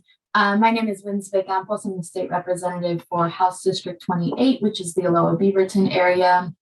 I use she, her pronouns, and I am a first-year legislator. I had the opportunity to serve on a number of different committees during this last session, which included healthcare, as also as one of the vice chairs of the House Housing Committee, the Ways and Means Subcommittee on Human Services, along with Senator Lieber, the COVID-19 subcommittee, as well as redistricting. And I had the opportunity to, I will expand a little bit on that reference that Sean made with regards to something we were able to get through the session, which was Cover All People, which was to expand healthcare access to folks that would otherwise be eligible for the Oregon Health Plan were it not for their immigration status. And I was really proud to work with a number of my colleagues, including, of course, Chair Prusak, that so many folks made that difference in us getting it across the line. I was very proud of that. And just some of my priorities and the things that my office will continue to focus on is really around the intersection of, the social determinants of health. I mentioned that I am on the Housing and Healthcare Committee. So we, for example, know that housing very much impacts a person's healthcare and vice versa. And so really taking a look at policy solutions, at the way in which we can look at all of this in the big picture and see how we can impact one to affect the other, and really take a look at the holistic health of our community members. Thank you, Representative. We'll go to Representative Morgan. Thank you so much. My name is Lily Morgan. I am state representative from House District 3, which represents the Josephine County areas of Grants Pass and Cave Junction. I had the privilege of serving on the Judiciary Committee, Wildfire Recovery, Behavioral Health, the Civil Law Committee, and of course, Vice Chair with Representative Campos on housing. I'm glad Representative Noble joined us. I was thinking I was the only one with a different letter after my name on the panel. And but the neat thing is that we all care about people in our communities and our district. We may not all agree on how we get there, but we do care about our people. And so we need to continue to have these conversations about how do we meet the needs in our communities, and how do we listen to the individual just differences between our communities so we can do the best for Oregon as a whole. And I am, unfortunately, one of the things that has been impacting our community is just the rampant rise in those that are homeless on the streets and in our parks in my community. And unfortunately, many are staying in that status of not seeking services, continuing in mental health crisis, and then the interactions with other people is becoming more challenging. And in my community, the goal is to help people find a way out of being homeless, to find a way to get the services that they can have success in other ways. And so having people available to provide those services is important. The impacts of both COVID and the vaccine mandates is having a huge impact on those workers in my community that will be available to provide services. We already were struggling with recruitment in our area with the lowest housing vacancies in the state. And so trying to find a way of providing workforce housing as well as affordable housing is an important thing that I think will help the system as a whole in my community. And probably not necessarily one that everybody else is concerned with, but illegal marijuana growing is something, and water theft related to that, I hear about every single day in my community. And the impacts as a whole in our system when there is human trafficking, labor trafficking related to that, and finding a way to help the unsanitary conditions in which people are living and the health of those individuals involved in that situation is a high priority for me this next session. So not necessarily healthcare related, but when somebody's unsafe where they live and they're kept against their will in that situation, it can have an adverse effect on our healthcare system as well. And so we have to have those conversations as well as how do we make sure that humanitarian aid and healthy living conditions is available for all of our citizens. Thank you, Representative. Representative Noble. Well, good morning. My name is Ron Noble. I'm the state representative from House District 24, which is the South City limits of McMinnville all the way up to Hillsborough. I like to affectionately call it essentially the heart of Oregon's wine country. I am absolutely blessed this last session to be involved in a lot of different policy committees. And I say that, and I'll name them off in a moment, really because we tend to work in silos in the legislature, but there's really no such thing as a silo. I am part of the Committee on Healthcare in the House, as well as Human Services, but also a member of the Judiciary Committee, where we took aim at a lot of bills involving police and criminal justice, and the Joint Committee on Transportation. And then absolutely love my role as co-chair of Conduct Committee, or one of the co-chairs of the Conduct Committee. So I think there's a lot to be said about how social determinants of health, whether it happens to be some of the failings of our criminal justice system, or our transportation system, or healthcare and housing, and especially aggravated by what we're going through in the pandemic. As I'm looking forward, I think we still need to take a stronger look, a closer look at some of our behavioral health issues that have been exacerbated by this pandemic. People that are in isolation is not good. Even for those of us who are introverts, isolation is not good. And we need to, there are a lot of people that are still hurting out there.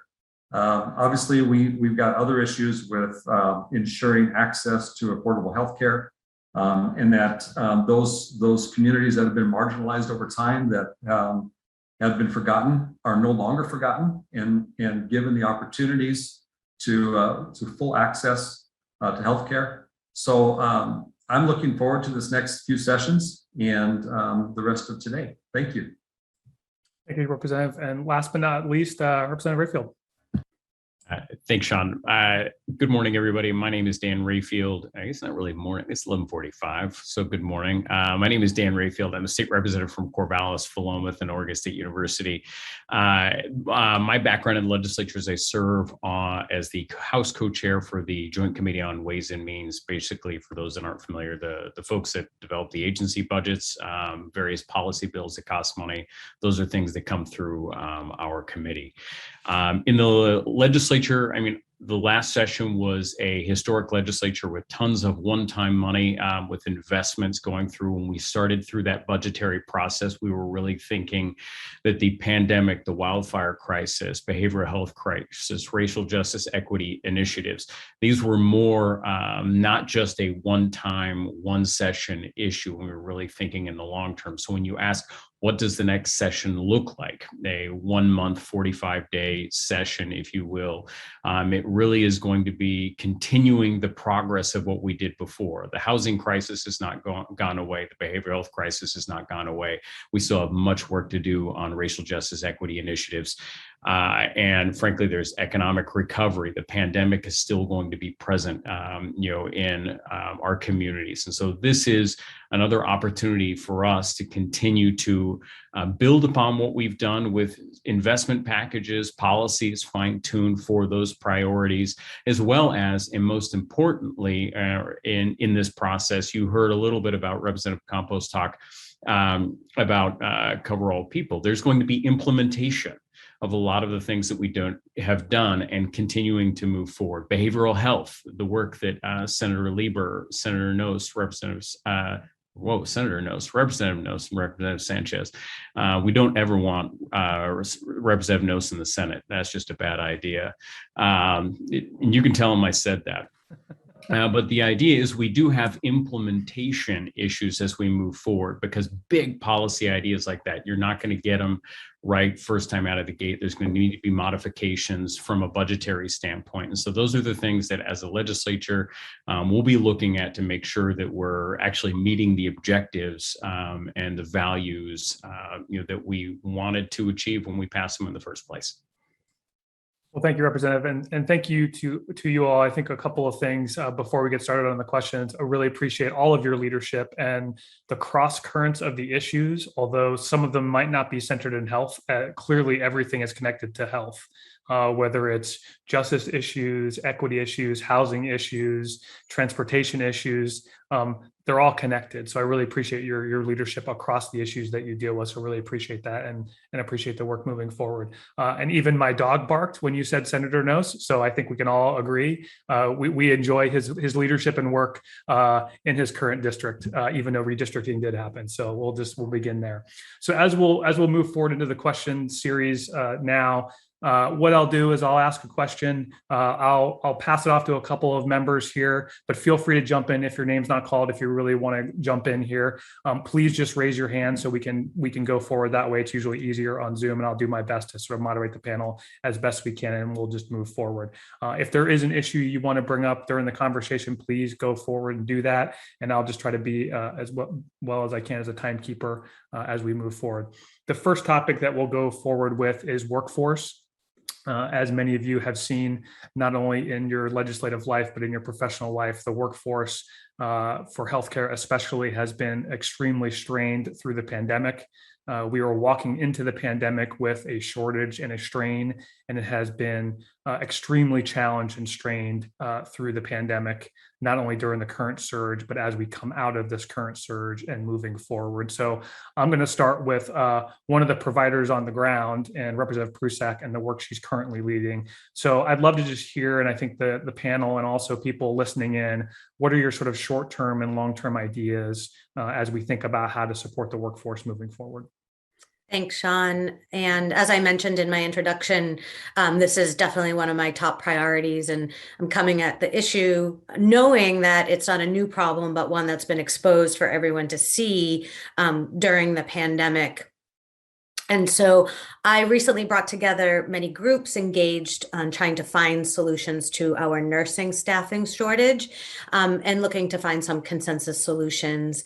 So I just, before coming here, had the third meeting, and it's really a lot of just information gathering right now, but the group includes educators from community colleges and universities. It includes representation from hospitals, long-term care, and of course, nurses on the ground in all of those settings, whether they are professors, bedside, community, home health. And so we've identified some really big key issues.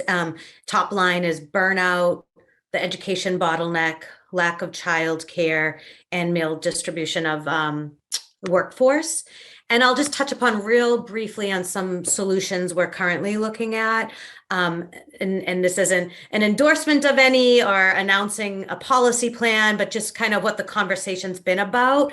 One is looking at that burnout and how we expand the Oregon Wellness Program, which offers free mental health visits to prescribing clinicians. So currently it's offering visits to dentists, physicians, advanced practice registered nurses, but not our nurses. Creating a nurse intern or nurse apprenticeship program, which allows nursing students to gain work experience and helps our current nurses at the bedside. And there's already models like this across the country, and I've been looking at Washington and Idaho at their programs. We've also tried to pass several times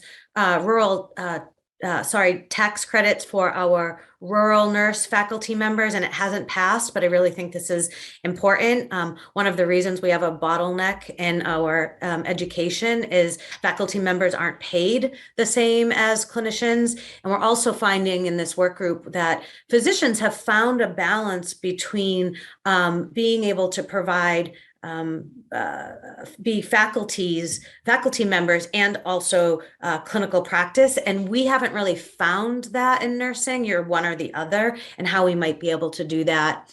And I just say, some of the questions we're answering is, what does it really mean to have nurses at the table? Those that employ them, whether it's long-term care or hospitals. And I think these conversations are going to be the most meaningful as we work towards those solutions. And I know you have other people to answer this question, but glad I could add kind of what I've been working on with the focus on nursing, even though there's a workforce shortage everywhere. And it's not just Oregon. I just came from DC, and every state is really trying to address this issue. Thank you. Yeah, thanks, Representative. And Senator Patterson, I know this has been also a conversation in your committee at various times on various topics. Thoughts, ideas, conversations you want to have in your committee, any other conversations you want to have here? Oh, well, thank you so much, Sean. Representative Prusak is really leading the charge on working with nurses and community partners on this. I've come to it to this question more from the consumer angle, from the patients. My background is as clergy, so I hear all kinds of stories of people out in the community who are really struggling to get access to care. And I think one of the issues that we really need to face seriously, not just philosophically, and the committee, the task force that Senator Manning had championed and is continuing to serve on, along with others who they just presented their interim report, shows that the fragmentation that we have in healthcare means an unequal access to care, but also it means an unequal burden on some of the care providers. Those people who are working in the federally qualified health centers are slammed. Those people working on concierge medicine, where you pay a fee and you have your own private doctor who will text you or call you any time, day or night. It's a whole different ball game. And so it's not really fair to the healthcare providers either for us to have this health system that's so fragmented that they have to try to jump aboard the train someplace and find a spot. We're not supporting our healthcare providers. We're spending a whole lot of money on overhead in healthcare that those folks aren't providing healthcare. They're coding, they're billing, and things like that. Gosh, if we could invest some more of that money into mental health services for healthcare providers, for perhaps giving them more breaks, more vacation time, more support, funding more programs in other places. Oh, there you are. Sorry. Suddenly I was looking at Representative Rayfield and going, gosh, you've changed a lot. Sorry. We just have to invest more wisely in our healthcare system. Patients have been squeezed forever. What we're seeing now is our providers are getting squeezed too. So kudos to the Task Force on Universal Healthcare. They've got to complete their work, and we've got to take their recommendations seriously. Well, I really appreciate both your comments around the workforce. I think that we've got to figure out how to support the workforce moving forward, not only in the short term, but in the long term, because there's really going to have to be a focus on the current system that we have, and then also moving forward in the system we think we're going to have moving forward.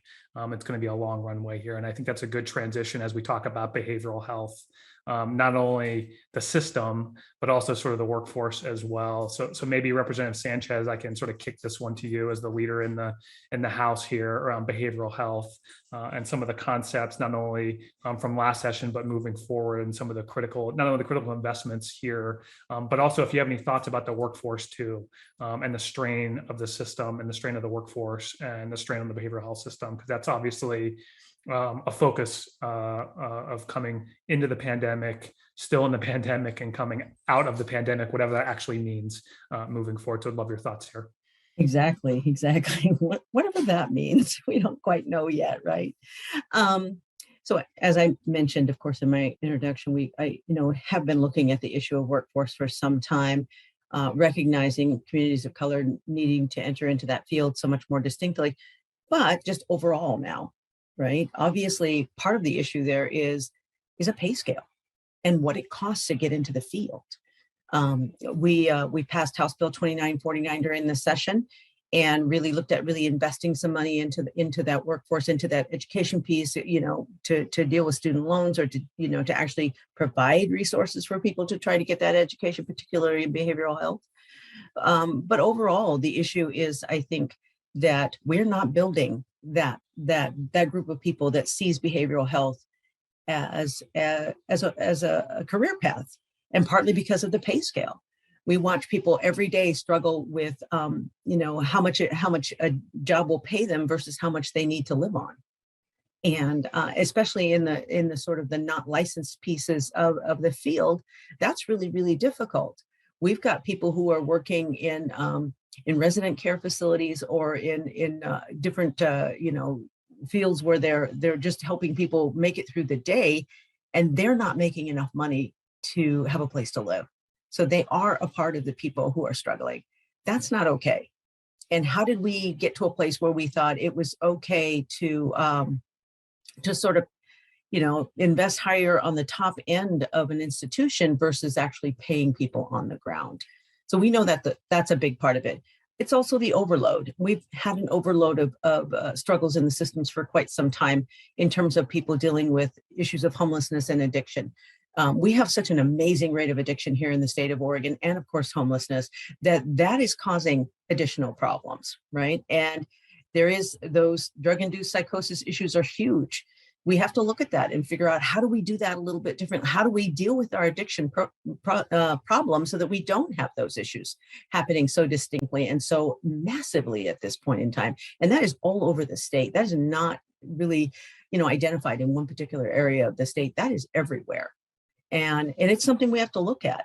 And because we haven't looked at it for a very long time, we're wondering why we have folks on the street who are homeless now, who are walking down the street in a bit of a daze, or in, like, people are frustrated with people with addictions and want to put them in jail or in prison. That's not helping us. That's a very expensive way to deal with mental health, and is simply not helping. And we should be very clear about that by now. That is not where we need to put our money. We need to put our money in actually helping people deal with addictions, deal with their mental health crises prior to ending up in those larger systems. And we would actually be much more cost effective if we did it that way. But we haven't. We've built a system on imprisoning people. We can look at the numbers of how many folks in prison right now. Department of Corrections, I believe, has those resources to look at those numbers. How many people are actually accessing mental health medications in the prison system? Like, it's huge. We have to figure this out. And we have to, again, do much more of an upriver approach to mental health and addictions than we have been doing in the past, then therefore mitigating some of the other issues down the road, and taking the pressure off of the workforce, because it is so overwhelming at this moment in time. And needless to say, as was mentioned many times, the pandemic has done nothing but exacerbate this situation. And I will tell you, many, many people have become homeless during this pandemic, as they did in 2008 when we had the big, huge, recession. And for the first time in their lives, they have become homeless. Let me tell you, doing what that will do to someone's mental health is huge. To have a moment of fear of not being able to sleep through the night, not being able to lay your head and feel like you can actually rest because you are in fear, that is a huge issue. And it does something to people's psyche. So, and we have to be able to help people through that. People are dealing with, of course, isolation right now. They're dealing with massive fear, whether that's about the virus itself, whether that's about the vaccine, whether that's about just the political climate where we are at the moment in time, whatever it's about, human beings are struggling with their mental health right now. And we do not have the resources to put into it. And we did do a huge, of course, investment package into it, but that's going to take some time to get it to start rolling and to get those folks on board to be able to do that work. It is a longer process. It's going to take some time. And I really think it's amazingly important for us to continue on that. We are actually doing a work group right now around around the behavioral health issue in terms of the education and looking at the issues of workforce and what is keeping people out of that field. What are the barriers? What are the struggles? What can we do better in that whole system? Lots of different pieces. So we're in the process and trying to get it all figured out. I know it's not easy, and I know that's not the answer that everybody wants to hear, because we can't snap our fingers and make it work, but we're trying. Well, it's a good theme and lesson of patience and persistence. This is a huge problem that we've tried to tackle, and it's also a good segue to Senator Lieber's leadership last session of the historic investment, and at least beginning to get some tools together to sort of build that boat for the river and figure out if we have the ability to make some progress on this that we've wanted to make for a very, very long time. So Senator, some comments on the work that you're leading with the not Senator Nose moving forward on both the planning work that's there, but also the vision of that work and the investments in that work in that field in behavioral health. Yeah, great. Thank you so much, Sean. And thank you to Representative Sanchez, who really is also helping to drive this bus and is absolutely correct. I mean, one of the things that is so worrisome is the higher acuity level of people that we are seeing. And that higher acuity, of course, drives the need to have more services for people. And therefore you get into this sort of cycle of then having to have more services, and then we serve less people, and it goes on and on. I think that we've got to remember we've got some historic investments that I think are going to take time, but are really important. We have ballot measure 110, which is going to put money into the substance use disorder system. We have these historic investments in the behavioral health system with the behavioral health package that we passed. And we really did some very big investments in housing.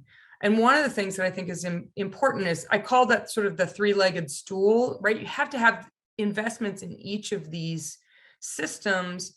So, you're right, you're treating the whole person, because you treat somebody's substance use disorder, they could have underlying behavioral health, and you really can't treat either of those things if someone's on the street.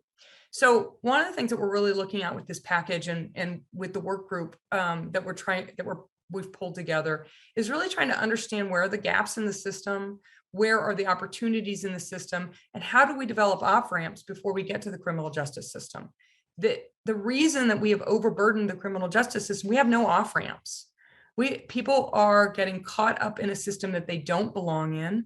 I think the numbers about Representative Sanchez, I think it's about 40% of people in our prison system who have got some mental health or are accessing mental health services. I mean, it's an enormous burden on the system, and it's a humanitarian issue. I mean, we should not have the amount of people who are homeless. And the only way for us to do it is to really take these three big investments and coordinate them in a way that makes sense. And so one of the biggest things that we're doing is really trying to look at the gaps in the system. Why is it that we'll spend $200,000 on somebody in the state hospital and 2 months later they're homeless? Where's the system that's going to help that person get back into housing? I think the other big issue, and I talked about it before and we all touched on it, is workforce, right? We have money to build things, right? We've got some one-time money, we've got some ARPA funds, we even have general fund to run things, but we don't have the workforce right now to actually do it. As you may know, we invested money to open up 2 new wings of the hospital, another 50 beds that the state hospital is having a terrible time actually hiring people to do it, right? That was like hopefully was going to alleviate some of the pressure on the system. And, you ask Unity how long people have been staying in their hospital, and it's up to 200, 250 days in these short-term stay. So we know we've got issues in the system. We know what we have, as I'm terming, leakage in the system. We've got money going into the system, but it's not getting to the place it needs to go. I am hopeful that through this work group, we're really going to engage the CCOs in a way. I mean, I think CCOs can be a really important, incredibly important partner in this, because they are the ones who can touch all these various issues. And so I'm really excited about that. And I'm excited to get to work to try to create financial transparency, metrics and accountability, realigning our roles and risks. It's a heavy lift. It's not going to happen overnight. It's going to take multiple investments, multiple years of investments. But with this great group of legislators that you have here, it's the thing that we have to do in order to solve all sorts of crises that are happening. So thank you. Thanks, Senator. And it's gotten brought up a couple of different times, and this one will be for Senator Manning, and your leadership around Measure 110 is implementation and then connecting those issues, connecting the budget investments, connecting the policy conversations. So Senator, how do you see Measure 110, the goals there, implementation of that, connecting to not only the conversation here, but just the vision of that work moving forward? Thank you for that question. Very interesting. The people of Oregon has spoken as to Measure 110. They have decided that this is something that's really important and is based off of a lot of factors. Some of my colleagues have brought them up. One is that under a lot of practices, not necessarily policies, jails are the alternative for healthcare for people that have used some drugs, not to sell, not to gain profit, but for personal use. I did a ride along recently with one of our police officers here in Eugene. And I do them often stuff because I believe that it's best to stay in contact with people who are actually have boots on the ground. And the implementation of Measure 110 came into the conversation. What I'm understanding from that is that there is maybe a fraction of law enforcement feel as though they have lost grip or they are not able to do their jobs because one, they can't measure the amount of grams that would create a different scenario in terms of arrests and things like that. So I thought that that was pretty interesting. I think that for, well, as we get ready to implement Measure 110 in its holistic form, we need to make sure that the public is engaged, understanding exactly what it is. Transparency is the term. How do we make sure that people don't misunderstand that? The other part is the opportunity to divert people from actually being locked up. Again, I had mentioned I had been to a couple of our jails, Lane County, I went to Marion County, and while I was touring inside, they had a section to hold people that were mentally unstable or challenged, or some ones that were recovering from drug addictions. The cost is astronomical. And then once you receive the treatment for those conditions, what happened next? You're put back out on the street and said, okay, well, have at it, good luck, but we'll look for you to come back. I always look at that as a missed opportunity. So I've been speaking out against that for years, since 2015, because the cost that's associated with it, and the cost, I'm not necessarily speaking in terms of dollars and cents. I'm talking about the mental and emotional costs that their family members also have to endure and suffer. There was a little mention about nurses not able to receive any type of follow-up mental health care in whatever form is needed. Recently in St. Louis, Missouri, first responders, the EMS, they were quitting in droves in huge numbers. Nothing had to do with the pandemic. They just saw so much horrific things that people could do to others or by accident, and they couldn't take it. But they didn't have any support for any kind of mental health evaluation. Some, I assume, turned to drugs. Some, for whatever reason, we have a crisis, and it's been stated before. So with implementation of Measure 110, I see that we have not clearly defined our outcomes. We have a vision of the outcome we want to see, but we need to make sure that we clearly articulate that so that everyday people can understand. And more importantly, set out a campaign to help people understand the parameters and the total cost of drug addiction, not to lock people up, but to keep people out of jail. Thank you. Thank you, Senator, for that. And I'm going to pass it off to Rep. Noble for just a sec, because I know you and I have had a lot of conversations about this intersection, not necessarily about Measure 110, but this intersection between the jail, the correction system, behavioral health system. Any thoughts, comments, especially as Measure 110 as a vehicle, or the investments around behavioral health? Any sort of comments or thoughts that you have moving forward in your priorities? Absolutely, Sean. Just to add a little bit of I guess, context. In the 90s, we did the right thing, and I think I was a police officer in Corvallis. I'm sure Dan Rayfield was out on the playground somewhere, but and we quit institutionalizing those who needed more treatment as opposed to institutionalizing as far as mental health. But as you all know, there was nothing in our communities. And I would suggest that the record investment this year is fantastic, but we can't be done.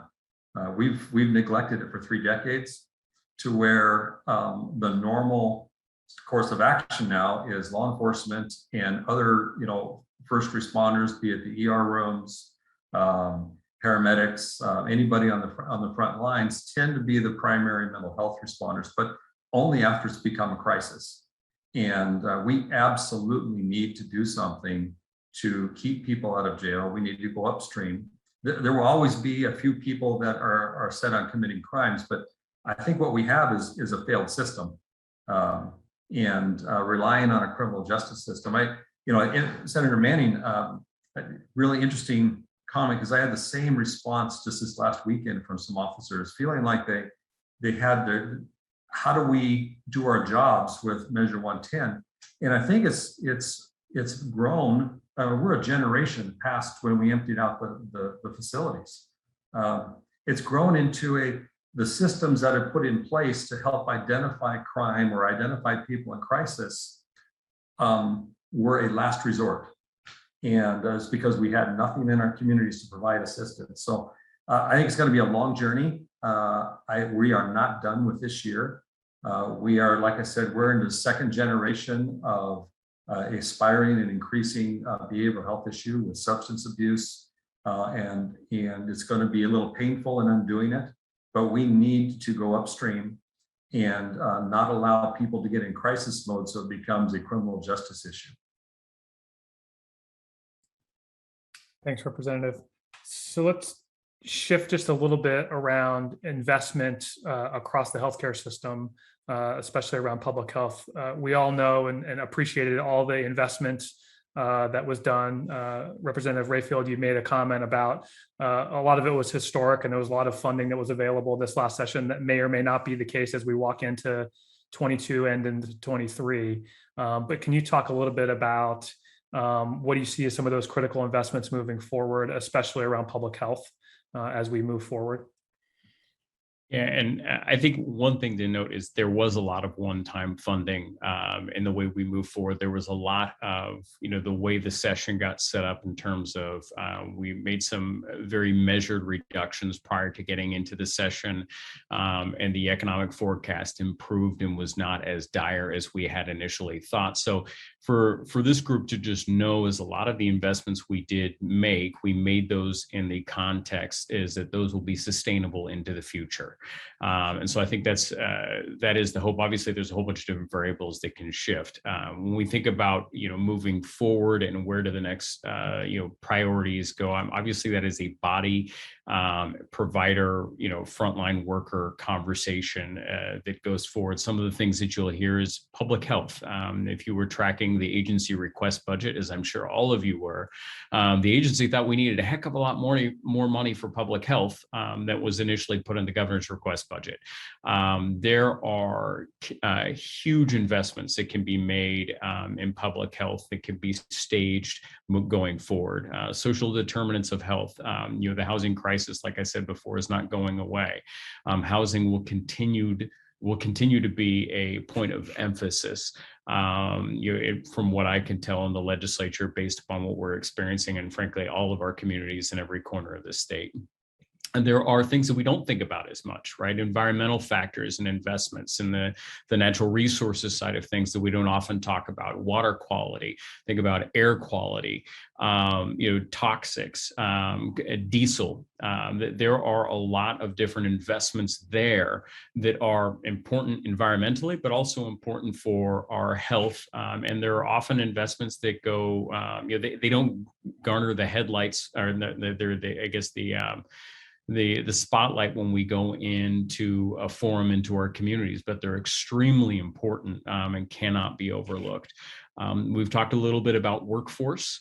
The work that was done kind of in the behavioral health pipeline to kind of just, to summarize there, looking at those barriers, that type of a concept is something that can be looked at in different areas, in the healthcare space. So I anticipate, where we're looking at, it's simple things, like they were talking about childcare, whether it is student loans, whatever all of those barriers are, reducing those are different areas of investment as we think long term. It was also mentioned the rate models is something that has to be continually looked at to make sure that we have network adequacy along those lines. The other thing that I think is we're trying to say is when we're re-envisioning what do we want healthcare in Oregon to look like 10 years, 20 years from now? Senator Manning's done a lot of work on that with single payer healthcare. And there's a lot of us in the legislature, myself included, that would like to see a single payer system in Oregon. How do we get there? Right? What is that visioning process, and what are the steps that we need to take along the way? And there's a lot of them, and we're making that progress. And so one of the things that Representative Salinas worked on was, and it was kind of a little known bill to kind of work through, but it was the first steps towards looking at a public option in Oregon. I see that continuing to be a very big conversation, as well as we, for those of us that are passionate about it, as we march towards, a better overall system of healthcare here in Oregon, and one that has a workforce that's representative of the people that they care for.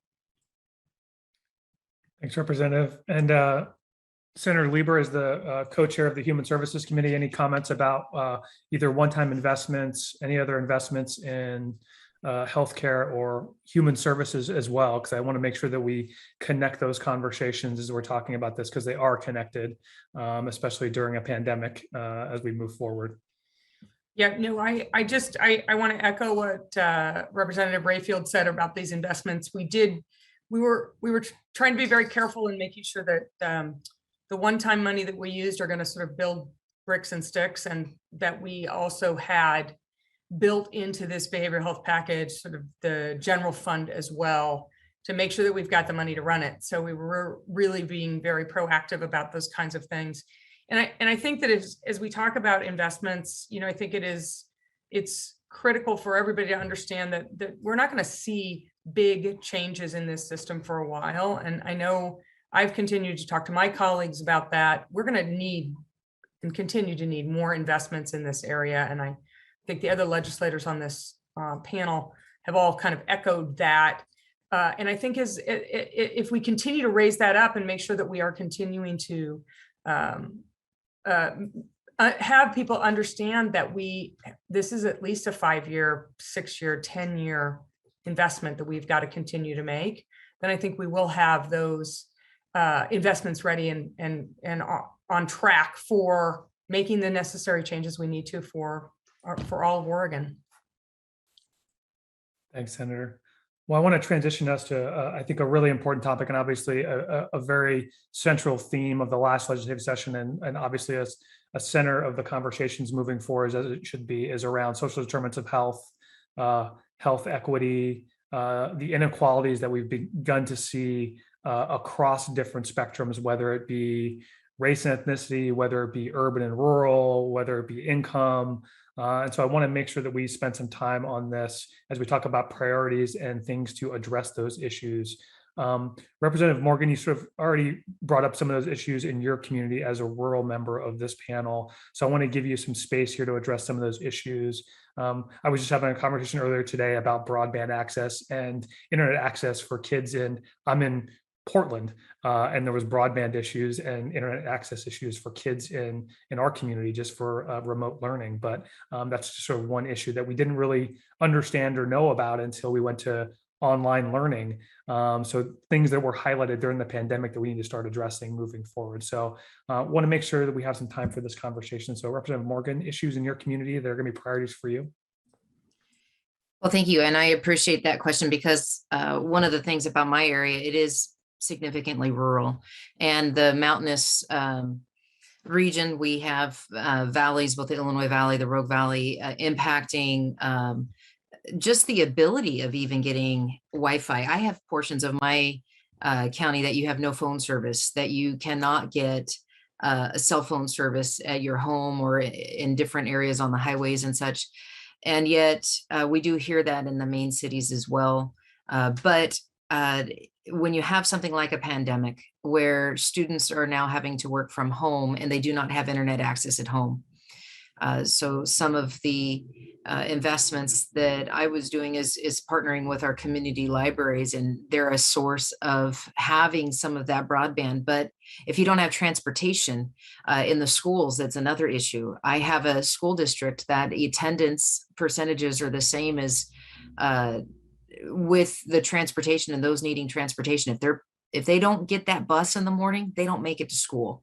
And so how do I get them to a library to get internet so they can do school? Or, how many of them did we hear were actually sitting outside of their school so they can get the Wi-Fi access so they can try to get their classwork done, but they weren't allowed inside.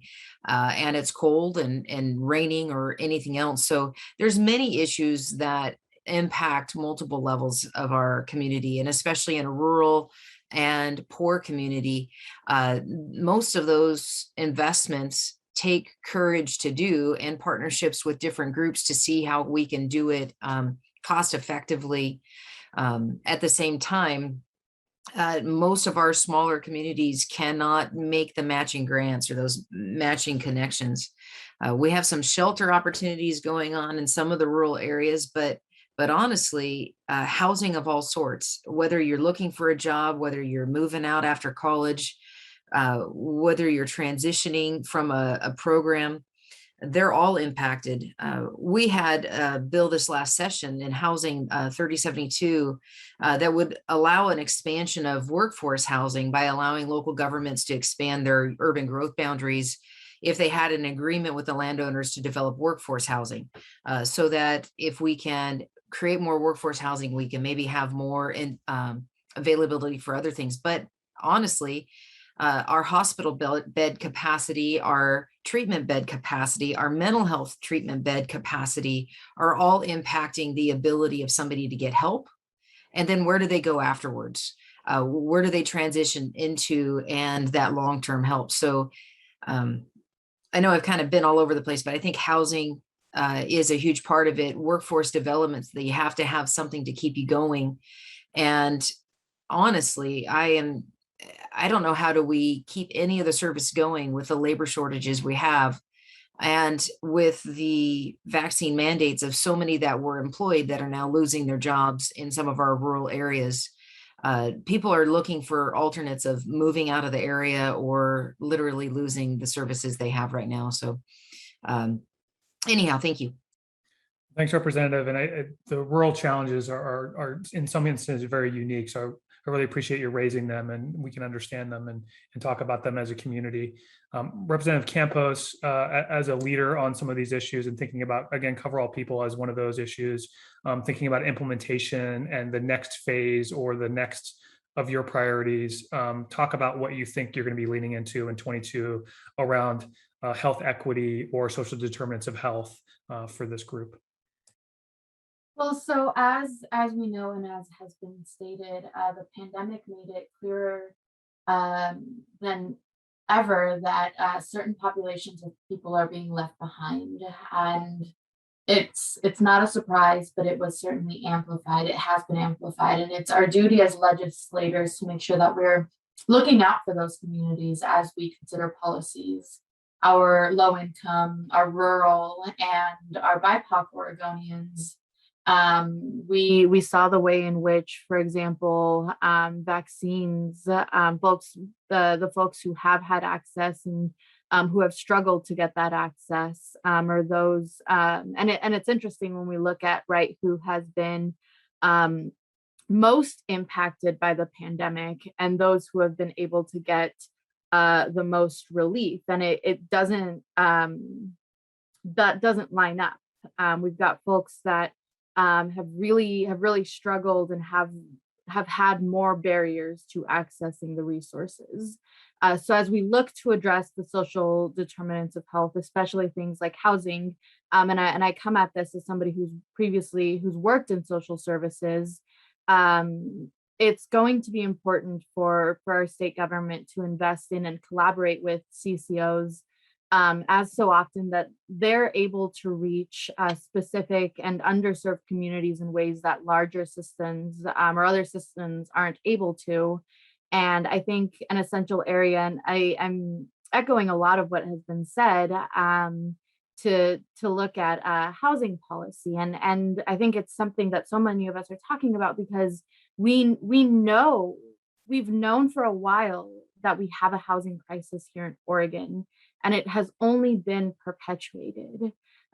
So we have to work collaboratively and in looking at the folks who are at risk of or on the brink of becoming houseless. It's more financially responsible. It is more humane. It causes a lot less trauma if we can intervene to prevent someone from becoming unhoused in the first place. So looking at the ways in which, like, how do we keep folks in their housing? How do we support them? How do we have these wraparound services? So rather than becoming unhoused in the first place, we are looking at their housing and health needs. And I think there are quite a few different ways to go about this, but it's an important area to focus on, and one that my office is certainly already considering for either the 2022 or, looking at 2023 legislation around capitalizing on the matches that we get from federal money when it comes to Medicaid. Thank you, Representative, and thank you for those comments. Representative Sanchez, you sort of made this comment earlier, and I want to sort of bring this up as an example, sort of the matching the workforce needs of the people who are being served. And that has been a highlight, at least the feedback, or at least as we've been rolling out vaccine education and the vaccination efforts, and the success or the lack of success, especially in some marginalized or underserved communities in that space, and how we do that better, and how we educate better, and how we do that work better. Any thoughts in this space? Any thoughts about workforce and health equity issues? Any other thoughts on that? Well, I think we're all very clear about sort of who we recognize and approach as somebody who's important in our community and somebody we want to believe in and trust. I mean, this is the very first time in our Oregon legislature that we've had a significant number, and relatively significant number of communities of color in the legislature, right? I'm only the second Native person to ever serve in the Oregon legislature. This is about leadership and how we move people forward, right? But we also do that in the healthcare scene, just in the whole system overall. If you don't see someone who looks like you as a marginalized community, and many communities of color who often have been, unfortunately, sad reality, guinea pigs to the medical system, it's hard to get people to trust you after that.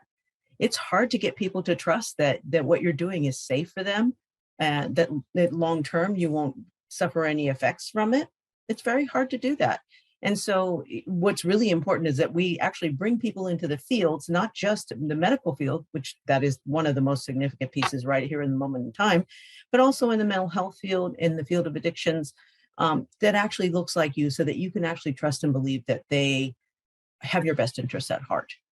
And that is one of the most important things I think that needs to be a priority for us to do this work. And, and rural Oregon.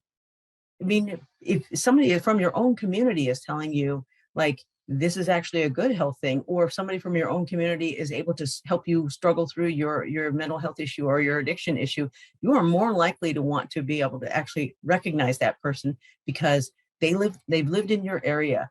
They do what you do. They go to the same places you go. It's really hard sometimes to just trust some brand new person who walks in, to your community or, from somewhere else and think that they have all the answers and trust that they are actually have your best interests at heart. It's really, really difficult. So I think, in particular, engaging folks from communities of color as well as from rural areas of the state, that's going to be our huge priority. And it should have been all along, but it's not. We have to deal with some of our internal and systemic issues here in this state. And, going forward, we'll hopefully figure more of that out. And it is a long-term process.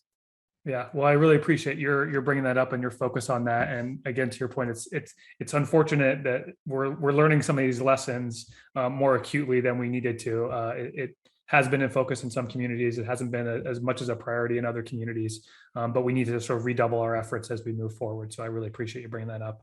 Senator Patterson, I know this has been a conversation, social determinants, especially in your committee. Any closing comments around this conversation before we move to the sort of closing questions of the panel? Thank you. The one thing I would just add and keep it brief is that I think we really need to look at in environmental health. Representative Rayfield brought that up earlier, and connect it with equity that Representative Sanchez talked about. For example, wildfire risk for our access to clean, healthy air, water, and concerns about exposure to lead paint. We still have all kinds of environmental risk factors in our, we know that, but we also need to be aware of how those disproportionately impact communities of color, communities who have fewer financial resources, rural communities. And so I just think we need to do some equity mapping around environmental health factors and climate change as we continue to grapple with that. We've got to look at environmental health issues broadly and do so with an equity lens and be really serious about that. Thank you, Senator. Well, we have one last question, and I'll ask a couple of the members of the panel here, but then also open it up because this is our last question before we close out today. As we can see, and as we've talked about today, there are a lot of challenges across the board around healthcare and housing, mental health, behavioral health. We talked about corrections, addictions, human services, and they span across and within multiple state agencies. So I think the question here for you all as legislators, and then to us as well as stakeholders, is how do we bridge and connect those challenges, and how do we frankly hold each other accountable to those connections moving forward, and how do we work best together? Because these are not short-term fixes. These are sort of long-term challenges that I think we all collectively will face. So a really easy question to end. So I'm going to start with someone who probably lives closest to me. Representative Prusak, do you want to take this one on first, and then we'll pass the mic off to somebody else?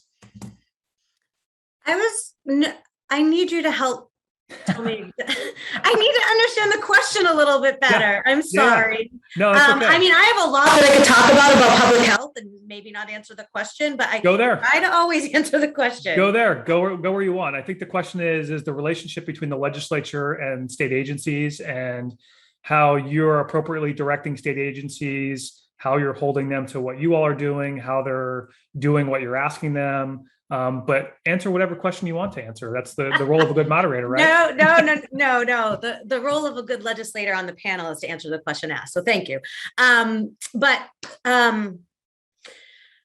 So I think that one of the great things is about being a legislator is I always tell my constituents, their job is to hold me accountable. And then when I work with agency my job is to hold them accountable. And how do we do that? And that's ultimately the question you asked. And for me, I'm always going to elevate public health. It's why I ran for office. It's what I see on the ground. And I think that we as a state, but as a country, have not prioritized public health. We have not invested in it.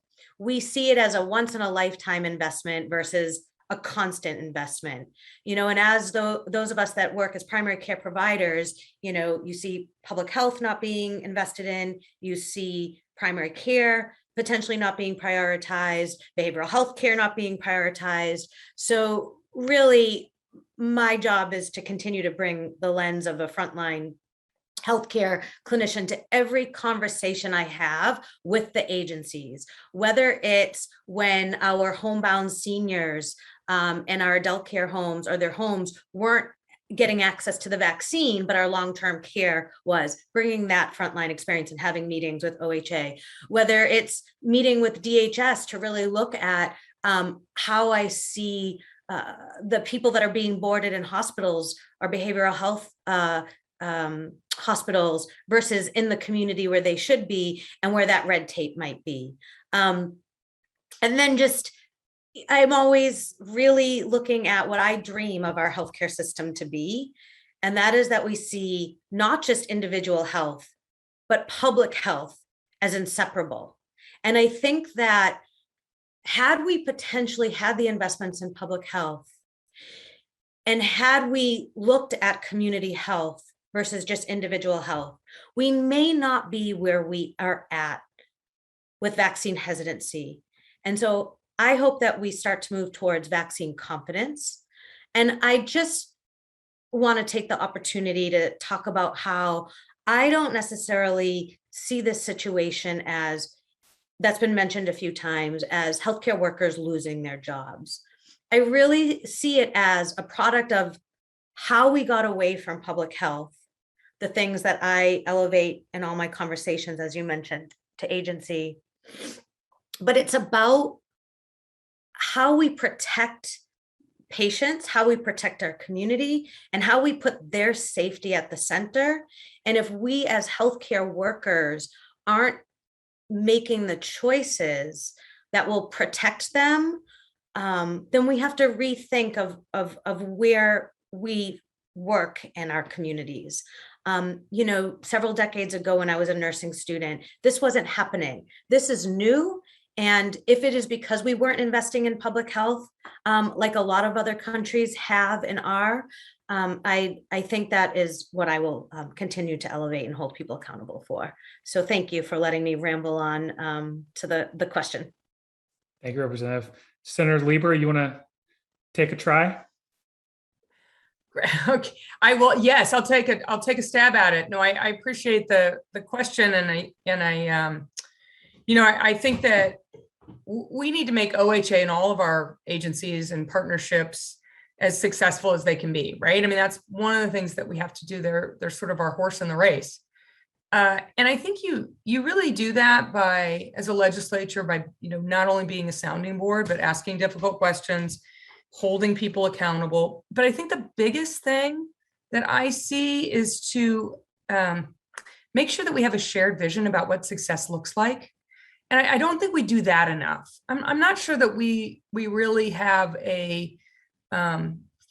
enough conversation around what are we actually holding agencies accountable for, and are we all in agreement that that's the thing that we should all be doing? And I think that there's some more strategic planning that I think can be done in a really profound way that would help have, instead of sort of having individual personalities drive something, is that we actually have an institutional memory at the legislature that will continue to help drive forward the things that prior legislators have done.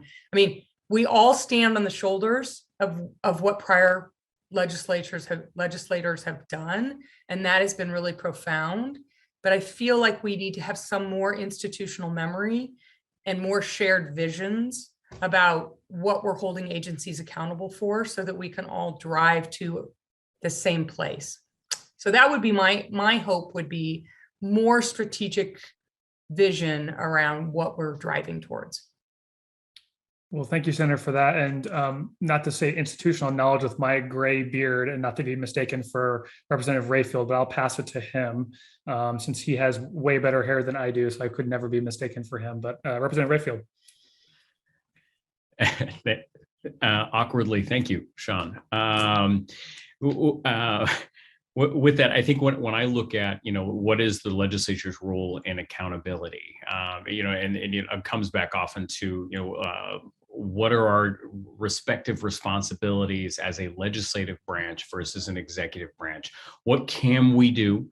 We set policy, we set visioning, right? And I think as Senator Lieber talked about, you have to, or it's very important to have the executive branch and the legislative branch on the same page, but also knowing that they're also going to have their unique good ideas together, as well as the agencies, because those are the folks that are in the work. I think the legislature's role is often to facilitate some of those conversations if the executive branch is not facilitating the conversation you want to have.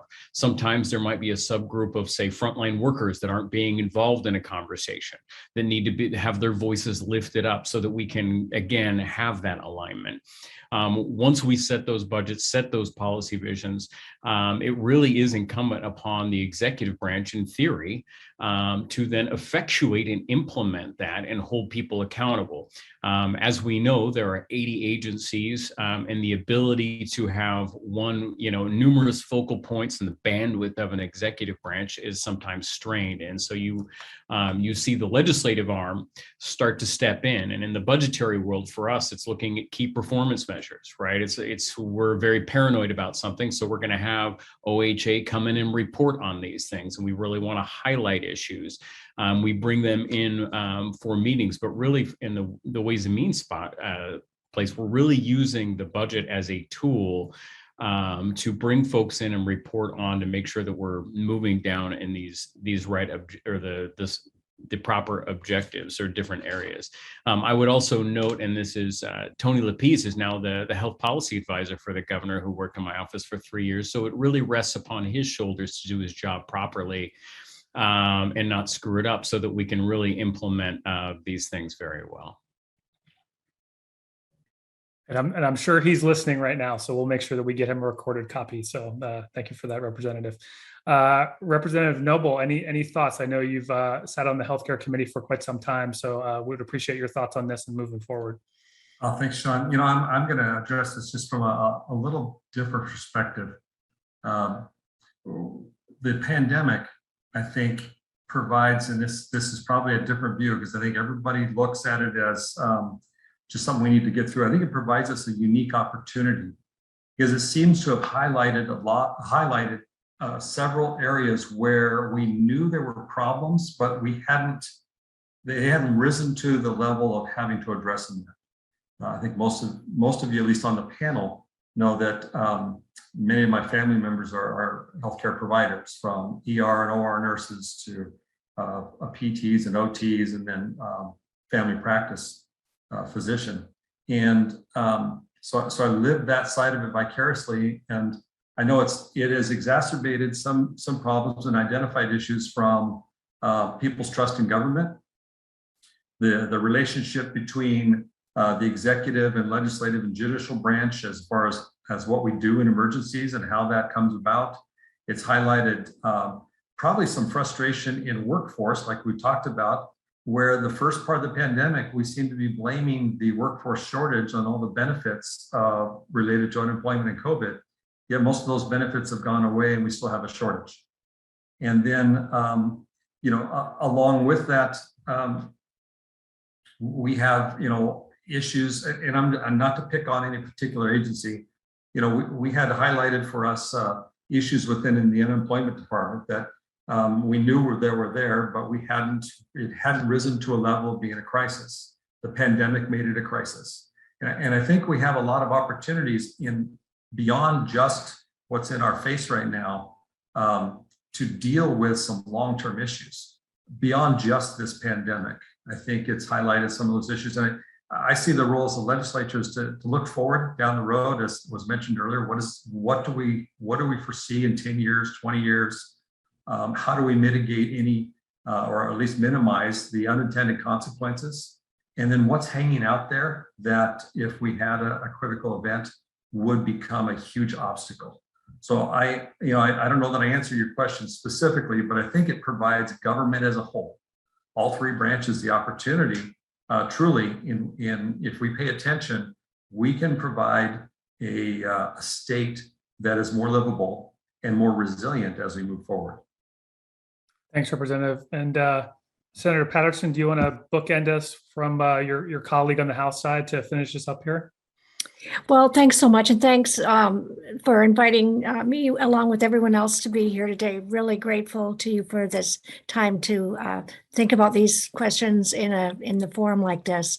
Honestly, with having spent 20 years heading up an organization working with RNs who were working out of their faith communities, whatever faith that might be, in 23 countries around the world, I observed that when they were helping people with health, they were helping people with everything. And so it's not just a matter of working with our Oregon Health Authority, but it's working with all of our 80 agencies because they all impact health. It's all health. I often say, what in health is going on, right? I mean, it's all health. But the fact of the matter is, as Representative Prusak and others have pointed out, we only invest a very small portion of our dollars in this country towards public health. 3% of our healthcare funding every year is spent on public health. Now imagine if we did our schools like that we waited till somebody needed to look something up or figure something out and then taught them something. That's crazy approach. We need to, we give people an education, the tools to learn, and that. We need to also approach health the same way. Don't wait till somebody gets sick and then send them to somebody else to tell them. I mean, not that I'm all for doctors. Don't get me wrong, it sounds like I don't believe in doctors and nurses. Of course I do. But we need to help people learn how health is interconnected in so many ways, from getting a good education and getting a good job. We know that kids who get a good education have better health, live longer. I mean, we know that there's so many inequities in our system. And so had we invested for the last 100 years significantly in public health, we would not be here where we are today either. So yes, the pandemic certainly is an opportunity for us to learn. And we're learning, but it's all health. I really do believe, and we're all in this together, no matter what committees we're on, what office we hold. We've got to hold each other accountable to look upstream, work upstream, and everybody in, nobody out. I know it's a slogan for one of the local organizations, but it's true. We all need access to affordable, quality health care, and everything is related to health. We've got to think the big picture here. So thank you. Well, thank you, Senator, for that close. I really appreciate it, and want to thank everyone on the panel here for joining us today. Really appreciate you taking the time and being on another Zoom. This has really been great, and I really want to thank you all for not only taking the time today, but I know taking the time of you and your staff to meet a lot of the people that are watching you that you can't see for the last 18 months over Zoom, and making time and spending the time, and for your leadership, not only during the pandemic, but moving forward as we continue these conversations. So really appreciate the conversation, and we'll all be in touch moving forward. So thank you so much. Samantha, I believe the floor now is yours. Yes, thank you. Thank you, Sean. Thank you, legislators, for joining us today. Thank you for the over 500 registrants that have joined us today for this conversation throughout the morning, for all of our panelists and speakers. I hope that next year we're all in person again. I really appreciate the accessibility of doing this online, but I can't tell you how much I long to be in a lobby overwhelmed with people, shaking hands, touching elbows, making connections, sharing business cards, and all those things. So I appreciate that we were able to bring a little bit of that together today here in this forum, but can't wait till we're all in person again. So one last thank you to our members, the CCO Oregon members that keep us afloat here at CCO Oregon, and also our conference sponsors. This does conclude the CCO Oregon Conference. We'll see you again next year. And thank you for all you do in your communities every day. Thank you, and have a great afternoon.